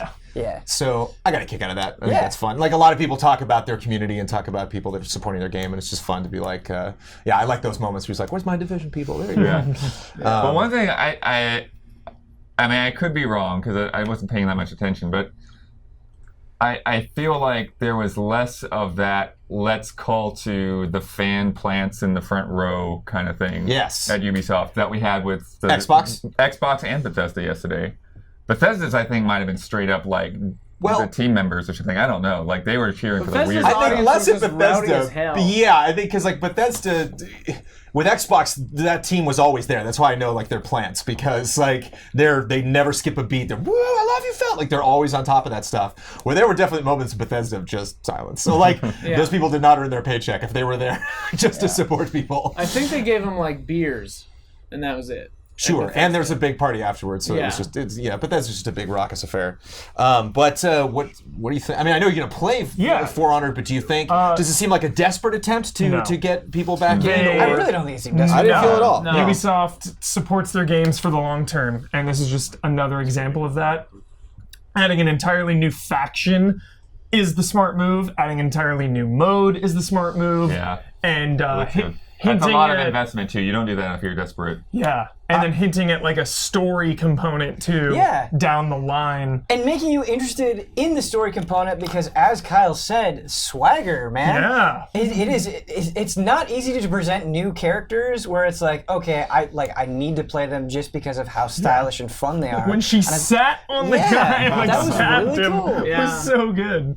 Yeah, and I'm really intrigued by the war mode. The only like minor criticism is how exactly that mode Some more plays details would have been out. nice, yeah. But the idea of that sounds awesome. Castle sieges. I actually think they gave you more in how that mode is going to work than it seems. I think what you do is I think you're in front of the castle, and then you have to kind of earn your way in, and then once you do, it's like, okay, we're going to move these things closer. Now you can get into the castle. Yeah, I wonder if you actually like push the battering ram. Yeah, I don't know if you have to push it or if it's something where it's like, okay, now you've triggered this thing. It's in place. The AI is pushing it forward or something. Like a payload or something. Yeah. So just so everybody knows, the PC Gaming Show is coming up in 9 minutes and 16 seconds. We got some very distracting trivia going on here. So we will be watching that, but still talking about Ubisoft. The second we wrap up all these Ubisoft notes, I will be taking off, and I will be gone for the rest of the day. So thank you so much for joining me. Continue watching our fantastic E3 coverage. The Crew 2. Can we brush past that? I think we can. And I mean, like even though like, you know, like maybe technically there was more than a minute, it was pretty much what I was saying, where like, they didn't spend a lot of time on the Crew 2. They got out there, they acknowledged the game's coming out, here's the trailer, move on. Well, and talking about the beta. Yeah, but I mean, that beta was actually a little bit of a weird announcement. Sure. Like, hey, we got a beta and it's a couple weeks off, but you can preload it now. Blood Legion, I think. Yeah. The way they like rolled that out, it just felt a little disjointed to me. Yeah, Speedboats. I agree. Boom! Speedboats for me was the takeaway. They looked really fun. You didn't see the speedboats before? I don't think so. Right after this. Okay, they've been there since I'm the sure start. they've been there. Yeah, I know it wasn't a reveal or anything. Okay. But it was the first time I'd seen the speedboats. And that looked really exciting. I'm ready to race around in a boat. Yeah, you can jump off of the Uber dam. Nice. Yeah. Let's go. Ben, what's the answer? Archon. Yeah, I'm gonna say Archon. Gatekeeper. Wow. Oh dang. Oh well. Transference also kind of had a mild "How do you do?" We're all just kind of a reminder. Hi, remember we're still around. Yeah. Based on what you experienced, was that it felt like it was more honest, horror, more horror, more PT-ish, if you will. I feel like the visuals looked a little better. Granted, I played it in VR, so there's probably that difference. Sure. I thought it was a good presentation because it conveyed this really heavy, dark, like your father is messing with your brain. Just a dash too heavy for me, but very intense. Given that I don't really know, I know what that game's going to be like from you explaining it. Whereas like from that, it's hard for me to get because you were standing a lot. You don't really move around in the gameplay they showed, and so it's like is stuff just happening around me and I'm seeing it. Like you definitely explore and move around. Yeah. I think there's the live action stuff we're always very nervous about, and I think that's interesting to dabble with live action with VR. You gonna share it with the rest of the class, Ian? I said, what a brutal question. Sorry, trivia choices, they always get me. I don't even know if Jack can see these. Transference. Okay. Yeah, I mean, I'm always down for more horror games. Again, with that kind of thing, if you're gonna do something with VR, then set the tone more than try to like show off how cool VR is. Talking about setting the tone. Here's how like I imagine this goes down. You know, like they're planning the Ubisoft conference. They're going to each of their teams and they're talking about, okay, what do you guys have in mind? What are you available to show and how are we going to do this? And the guy's like, it's real simple. I'm going to come out on the motorbike, pause for applause, and then drive it up, drop it right by the stage, then come crashing through like the stands. Podium. That they brought out. How many times did he rehearse the podium? They Not bring many, out. dude. Like he broke it. It was the only podium, I believe. Yeah. I mean, that was a breakable podium. Yeah, they brought it out for him to break. But I mean, like you don't get to rehearse that. Yeah. But man, jokes in an E3 conference are tricky. Yeah. and I think he pulled it off. I loved it. I didn't think it was like, I didn't feel like time was wasted. Right. I think they've already set a precedence with trials for these conferences, so we don't expect, something But serious. You don't get physical humor like that ever. Yeah, not a lot of physical humor. Which actually brings me to another point, that there was no host this year, which is interesting. Yeah. I wonder if Ubisoft is finally worked. done with that. It I think it pretty worked well. pretty great. I gotta be think honest. Hosts, honestly, slow it down. Well, yeah, because you get this Unnecessarily. thing, and I really didn't see too much of that. There maybe a little bit, but like you're saying, it didn't have like that awkward feeling of, I'm going to introduce this person, who is then going to introduce that person. Right. Kind of moments that we've gotten. Well, from because if Ubisoft you think in the about it, past. like, you don't need a host because video game trailers, they're promotional. They introduce themselves. That's their purpose. Mm-hmm. And like cutting to video game footage, we understand what we're seeing. So if anything, you just have someone to say like to maybe set the tone if it's like a demo taking place in the middle of a game. But like you don't need a hype man because the games are the hype. Well, the hype man was, what was this? Mr. Butts? What was his name? The guy from the community? Like, right. Fat Shady. Yeah. And that was the call out that I was trying to remember when he called out to his team, to the people the influencers that had worked on that game. Yeah. A lot of that. I think it like so many different tiers of like bringing the whole all of the employees from Ubisoft out on stage at the end, which they did last year. What? What's the tallest building you can jump off the Grand Theft Auto 5? Come on, Jones, you a fan? I don't know. Are you a fan of Grand Theft Auto? Maze Bank? I don't know the names of the towers, dude. Schlongberg. Maze Bank. Schlongberg. Maze Bank is probably what I'm gonna. Oh man. I'll go Maze Bank. He's a fan. He knew the whole He's a time. fan. He was playing it down. He was playing it down. I do have to say that like they give off a little bit. I think Bethesda tried to do it and didn't really come across, whereas like Ubisoft gets across this like family vibe. Yes. It's like we're all a big Workhorse of the family. industry. You're in the community. You're part of this. Like They did it, but it was still fun and it didn't waste our time. right. Yeah. And they had celebs, which is great. I'm sure every single press conference would love to have some celebs on there, but these were very organic. This is Well, they had this it is there my for a this reason. is my Yeah. company. Yeah. This is my development team that has been working on this game. I loved when the teleprompter went out. It's like, whoa! I'm like, I don't know what to say. It's like typically like any dev would just freak out, but Frodo held on fast and he was good. But Trials was great. I think speaking again to that community vibe, him commenting on how like I was involved in the tutorials, I just think that's great. It was just a fun little Cinderella story of him being like, I was down in that audience before, and now here I am up on the stage. And just nobody seemed uncomfortable. I just think that stage felt very warm and welcoming to everybody that came on. Dimorphodon. Dude, Grant Kirkhope coming out on stage and rocking out. Yep. That was and the gameplay, and like I think at another press conference that might not have been going as well as this one did, I would have been nervous of like, you're blocking the footage. I bet that was frustrating for the front row, being like, okay, I love to. I think they had I'd love to TVs up see on the this. sides, so they could still see. Great, but I just think, and they were blocking a little bit of our perspective, but like I just didn't get. This wasn't the type of game where it's like I need to see this. This is fine. Well, I know how the game plays. This is just bonus stuff on top of that. Now that you know how the game came plays, through. we've known about this Donkey Kong Forever. DLC forever. Yeah. And I think this actually really worked to make it feel like a bigger deal and more fun than it would have been with just a It video. really Like, did I think, feel like a big deal. I think this was them using something else to really prop it up, and it wasn't distracting from it. Like with Rage, I felt like we got the sense that we needed to know more, whereas here I feel like we already really knew a lot, and so this was a lot more enjoyable, I guess. Every little touch was a delight. Yeah. It's clear why this took a little bit longer maybe than we expected, because it does seem like, as Kyle was saying, it does seem like we're seeing a lot of these worlds. I loved the bird doing the flyby and seeing these environments, and just had a great attitude. There were some technical goofs. We did have Elijah Wood, his teleprompter dropped out. There was a lot of chatter from backstage. Those drums took a little while to push back.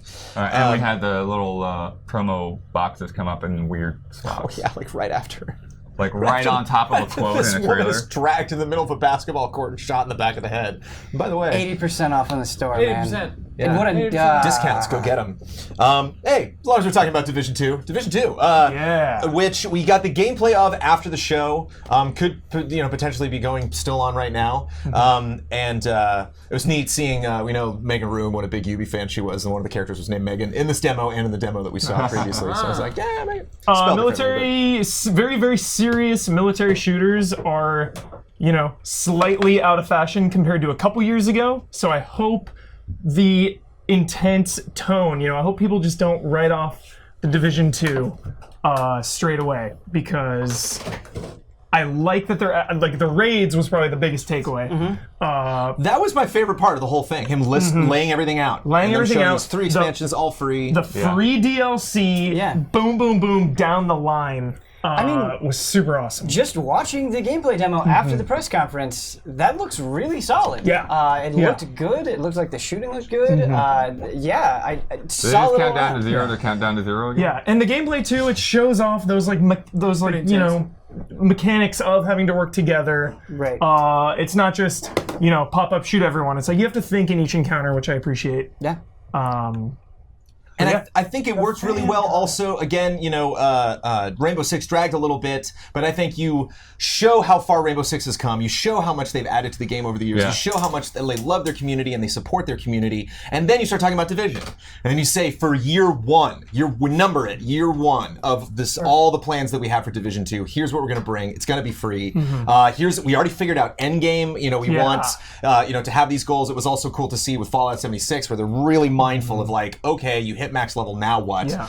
And it's really interesting to see like going through all of these levels and wondering, okay, when I finally do graduate to that point, what weapon am I going to specialize in? Right. What skills do I want to improve upon? And not just the big story episodes, but showing you what's going to be in between there. Where it's like, hey, you're not going to be waiting forever to get an update. Never underestimate how fast gamers can burn through content and burn through a game, and they're already out in front of it. Yeah. And that's really encouraging. There's somebody already max level in Division 2. Yeah. Guaranteed. Comes out, someone says it's over. Yep. Max level. Missed the boat. How to beat Division 2 in 7 minutes. Yep. Yeah, I think it's really important to do that when you have a game that you plan to have that long tail. Like, just tell people straight up, like, this is when things are going to happen. Yeah. Is chat hearing this or just I turned on chat because it started. From deep water. You want me to you want me to mute it till a trailer comes on? Wait, but we need to actually wrap up. We have 3 huge games. Okay, we can. I gotta take off. I don't think there's an after. I'll keep it muted till you guys. There's not an after. Like, we're going to be doing Sony pre-show. We should actually wrap up Ubi if we're going to wrap up Ubi. Do it quick. We'll wrap up Ubi. Well, we're wrapping up Ubi with my 3 personal favorite moments. Starting off with Star Fox and Starlink. Yeah. Yes. Crazy. Wow. Crazy. It's just kind of like, maybe this game's better than I thought it was going to be. And and like, it's maybe a tad unfair. Maybe like all these Nintendo fans are like, damn it!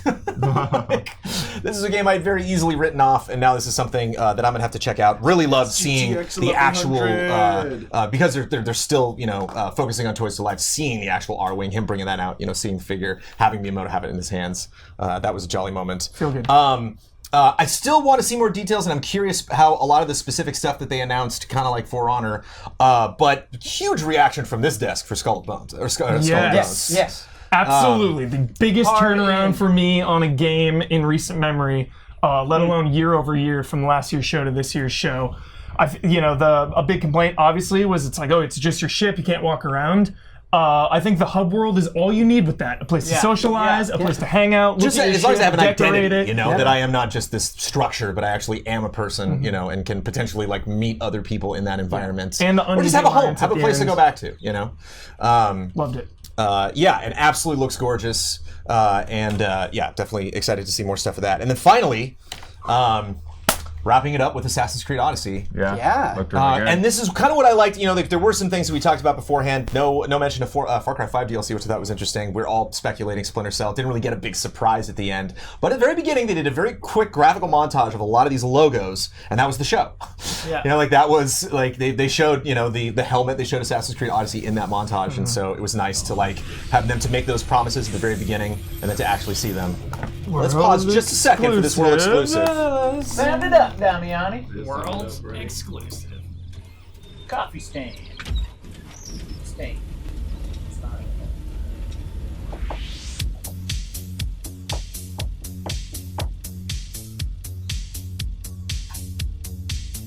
Yes, Factorio? What is this? I don't remember what this game is. Wasn't expecting this. No Man's Sky 2? This does seem kind of No Man's Sky. It's too funky for No Man's Sky. Yeah. A bold new direction. Resource gathering. But we're like doing the same stuff. Yeah.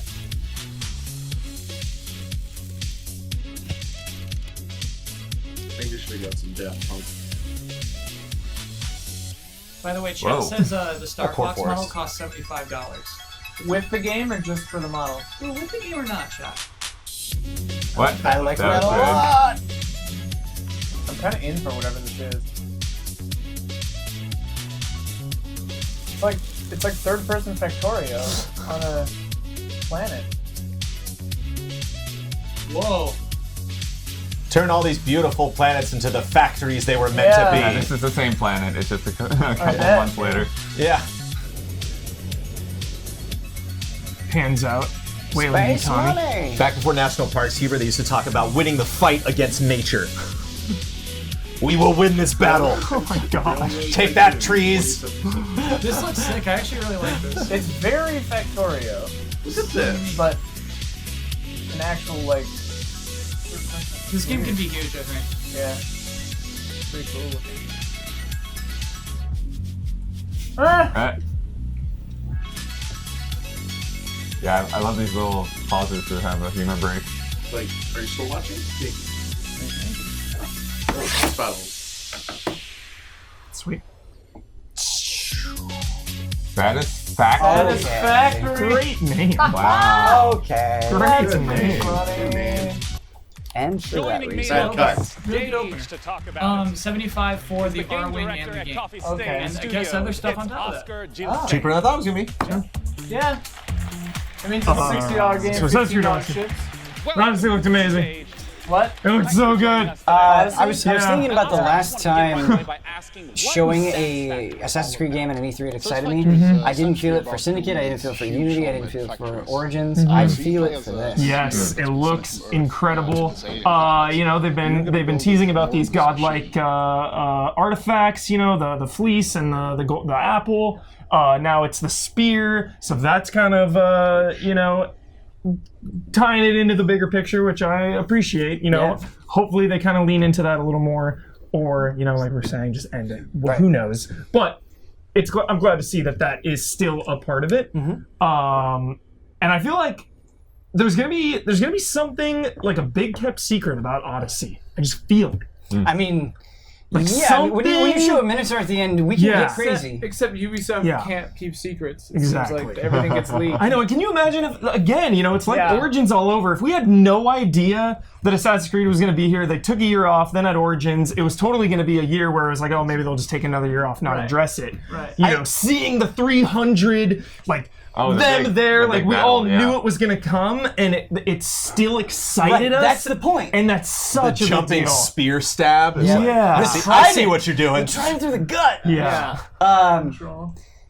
Hubert, with the dialogue choices, when you just say, hey, we're adding dialogue choices to your game, I don't necessarily think that is an exciting thing. Yeah. But lying to somebody, having that potentially change the entire outcome of the request, hinting at romance. Yeah, the little heart next to it. Yeah. I'm a little skeptical still, but yeah, I'll see how it plays out. Yeah. Right. Curious. Very curious. Yeah. There was in the montage at the end. There was of those two, Kara or Kate or something like Cassandra. Cassandra's the character. The Kara's the lady NPC, you bumped into. Kira.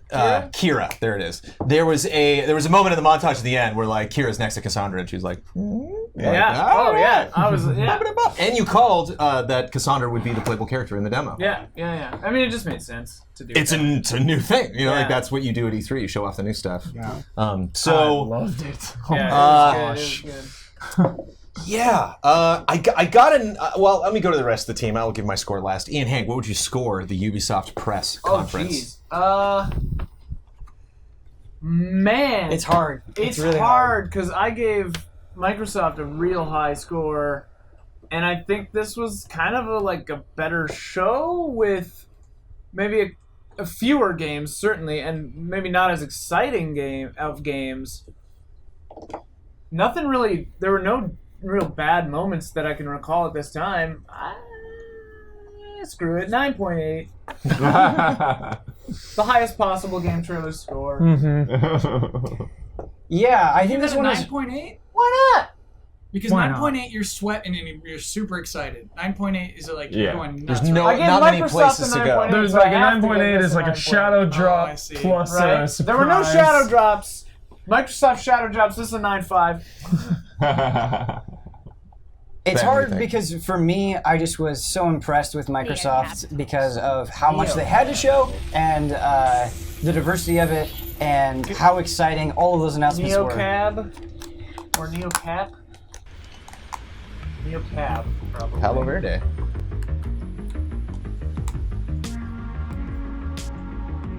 Okay. I didn't either.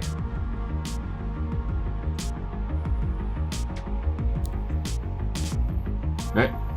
Lore. Wow. It's a game about Uber versus Lyft.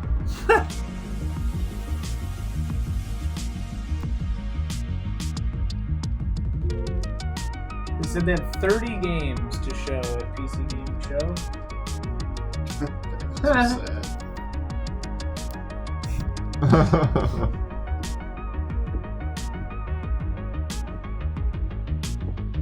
Uh-oh, she's got the deets.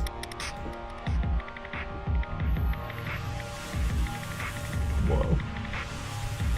What? Get off the road. Stay human.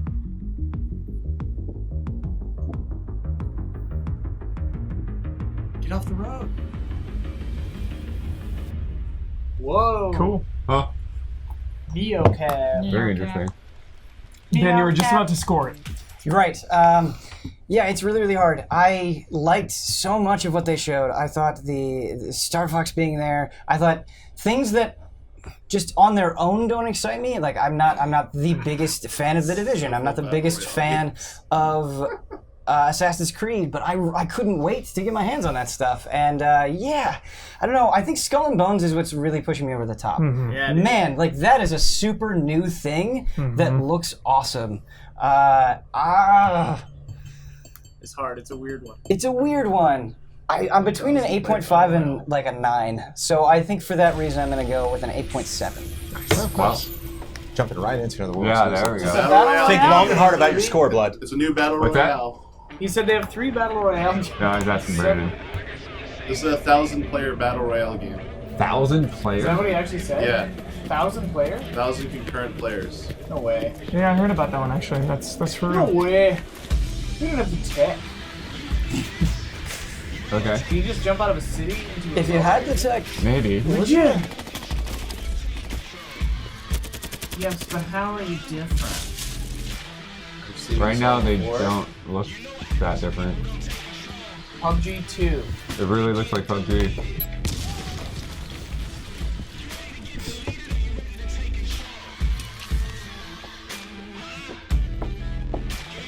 Like a lot.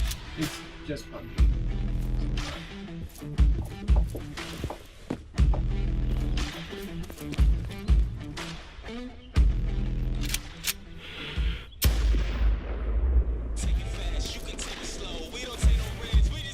I think this is a fun way to sell a game like this. You know, focus on each character. Yeah, and changing environment, sure. I don't know if they're characters, they're just like Fire. people with different. Wow, Far Cry 2. Okay. Burn the environment. Yeah, that's I'm curious how these weather systems work. You just load onto a fire map, or can somebody set everything on fire? That'd be cool. Can you cause It could be winter? cool, but it just seems like a bit I got much for terrible this shot. kind of thing. Yeah, this is not gameplay. Thanks, though.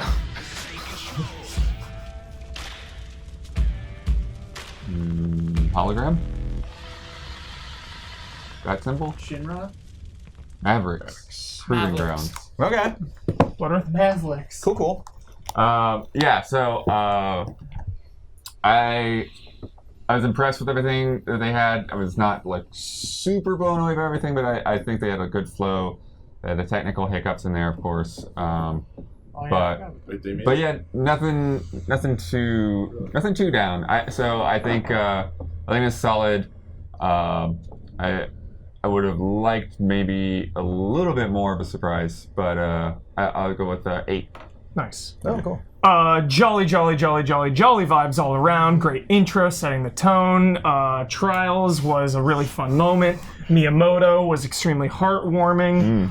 Skull and Bones had an excellent showing and did a full 180 on my hype levels for the game.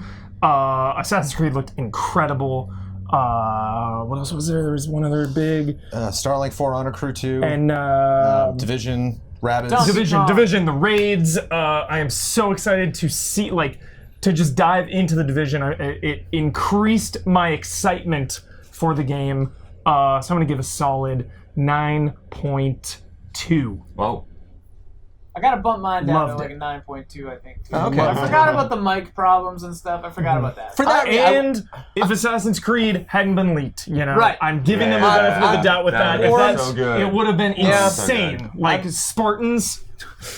My heart says 9, but I gotta drop it. Yeah, because I was expecting a little bit more in the terms of what was going to be announced. I thought they did a great job in putting on a really fun show. I loved the energy from that company. But yeah, there weren't just technical mistakes. There was the same technical mistake 6 times. Yeah, and this is a weird cop-out, but it was so amusing. It was very amusing. Yeah, I like it. It almost bumps it up. The best one was the BGD 2B walk. Being like, we nailed it. Yes. It was a moment. Yes. 8.7 for me.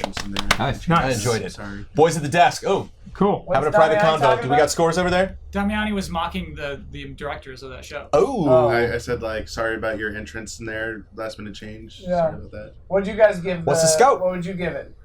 Ubisoft. I'm leaning between 7.5 and 8 because I liked Assassin's Creed. Despite the leak, I was still excited. They had a lot of good stuff to show for it, so it wasn't ruined for me by the leak. Who cares if the name was out there and its setting? It blew me away. It was pretty good. Star Fox Surprise was amazing. The Beyond Good and Evil 2 stuff was pretty amazing to me. Goofy Just Dance thing, I could laugh at it because it went on too long, but I can at least laugh at it. The Trials thing was pretty cool. Yeah, I'm thinking maybe 8 actually. Yeah, nice. 8. Yeah, I'm getting this a 8.0 flat, not 8. big ol' 8.2. Oh shit.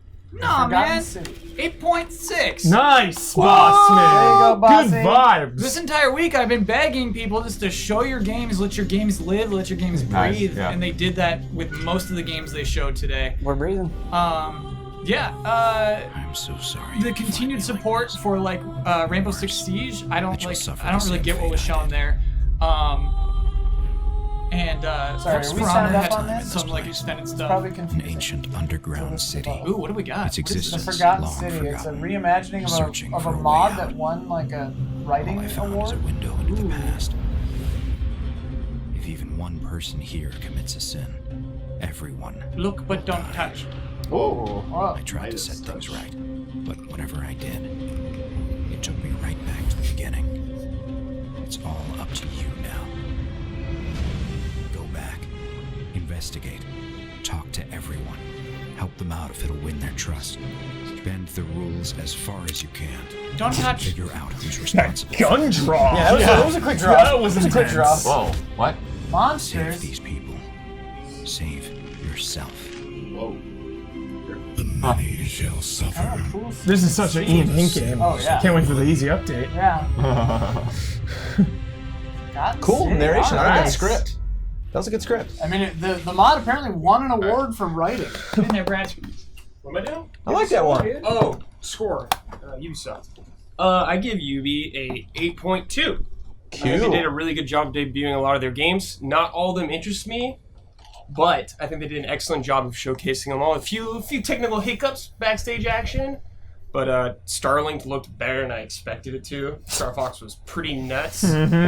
Yeah, they did a good job of debuting games. That the idea of what's it called, the record thing where you put art in your game or whatever they're doing. Oh yeah. That whole thing, that's pretty nuts. Yeah. But yeah, solid showing. Starlink is a standout game. So. I'm voting, or assuming that there's a 3-way tie between Beyond Good and Evil 2, Skull and Bones, and Assassin's Creed Odyssey for our sweetest moment. Sweetest Brought to you moment by with Star Sweetest Fox. moment with Star Fox. Star Fox is the sweetest moment. As a moment? As a moment. All right. Yeah. Okay. What were your contenders? Beyond Good and Evil, Skull and Bones, and Assassin's Creed Odyssey. Those were all very great. Yeah, those are great demos. Beyond Good and Evil was amazing. Yeah. But Star Fox just showing up. Miyamoto. Insanity. Yeah. Sweetest moment. It's a rock. Damiani. Help us pioneer So the good. future. Join There you are. It's an easy one to sort of like piece together, but like still didn't see it coming. And Well, the way just that they set it elevated up. a game way beyond expectations, probably more so than anything. That's a day one. We're gonna tell you about our story. I mean, Star Fox. Whoops. Yeah, that was awesome. That's pretty healthy prediction. I think that R-Wing is in the Nintendo booth. You know, that like you can actually go see that. Because they love to have the amiibo in the glass, you know, and like displaying stuff like that, like in a museum. So thank you very much to everybody on the panel tonight. Thank you to Sweet Justice for being our E3 sponsor. SweetJustice.audio, go check them out. And of course, enjoy the PC Gaming Show. I'm going to take off now, but if you would like to support us, patreon.com/easyallies. If you want to continue to see us do these fun reactions and all of the other content that we produce, from reviews to podcasts to crazy shows. Thank you, Mr. Michael Damiani, for managing the 2 press conferences this morning. I am Mike 1. Mute me, please. I am out. Mute me as well. I'm going to get up real quick, and I'm going to sit back down. I see. 1, 2, and 3. Yeah. Are we ordering lunch? I will order lunch. Okay.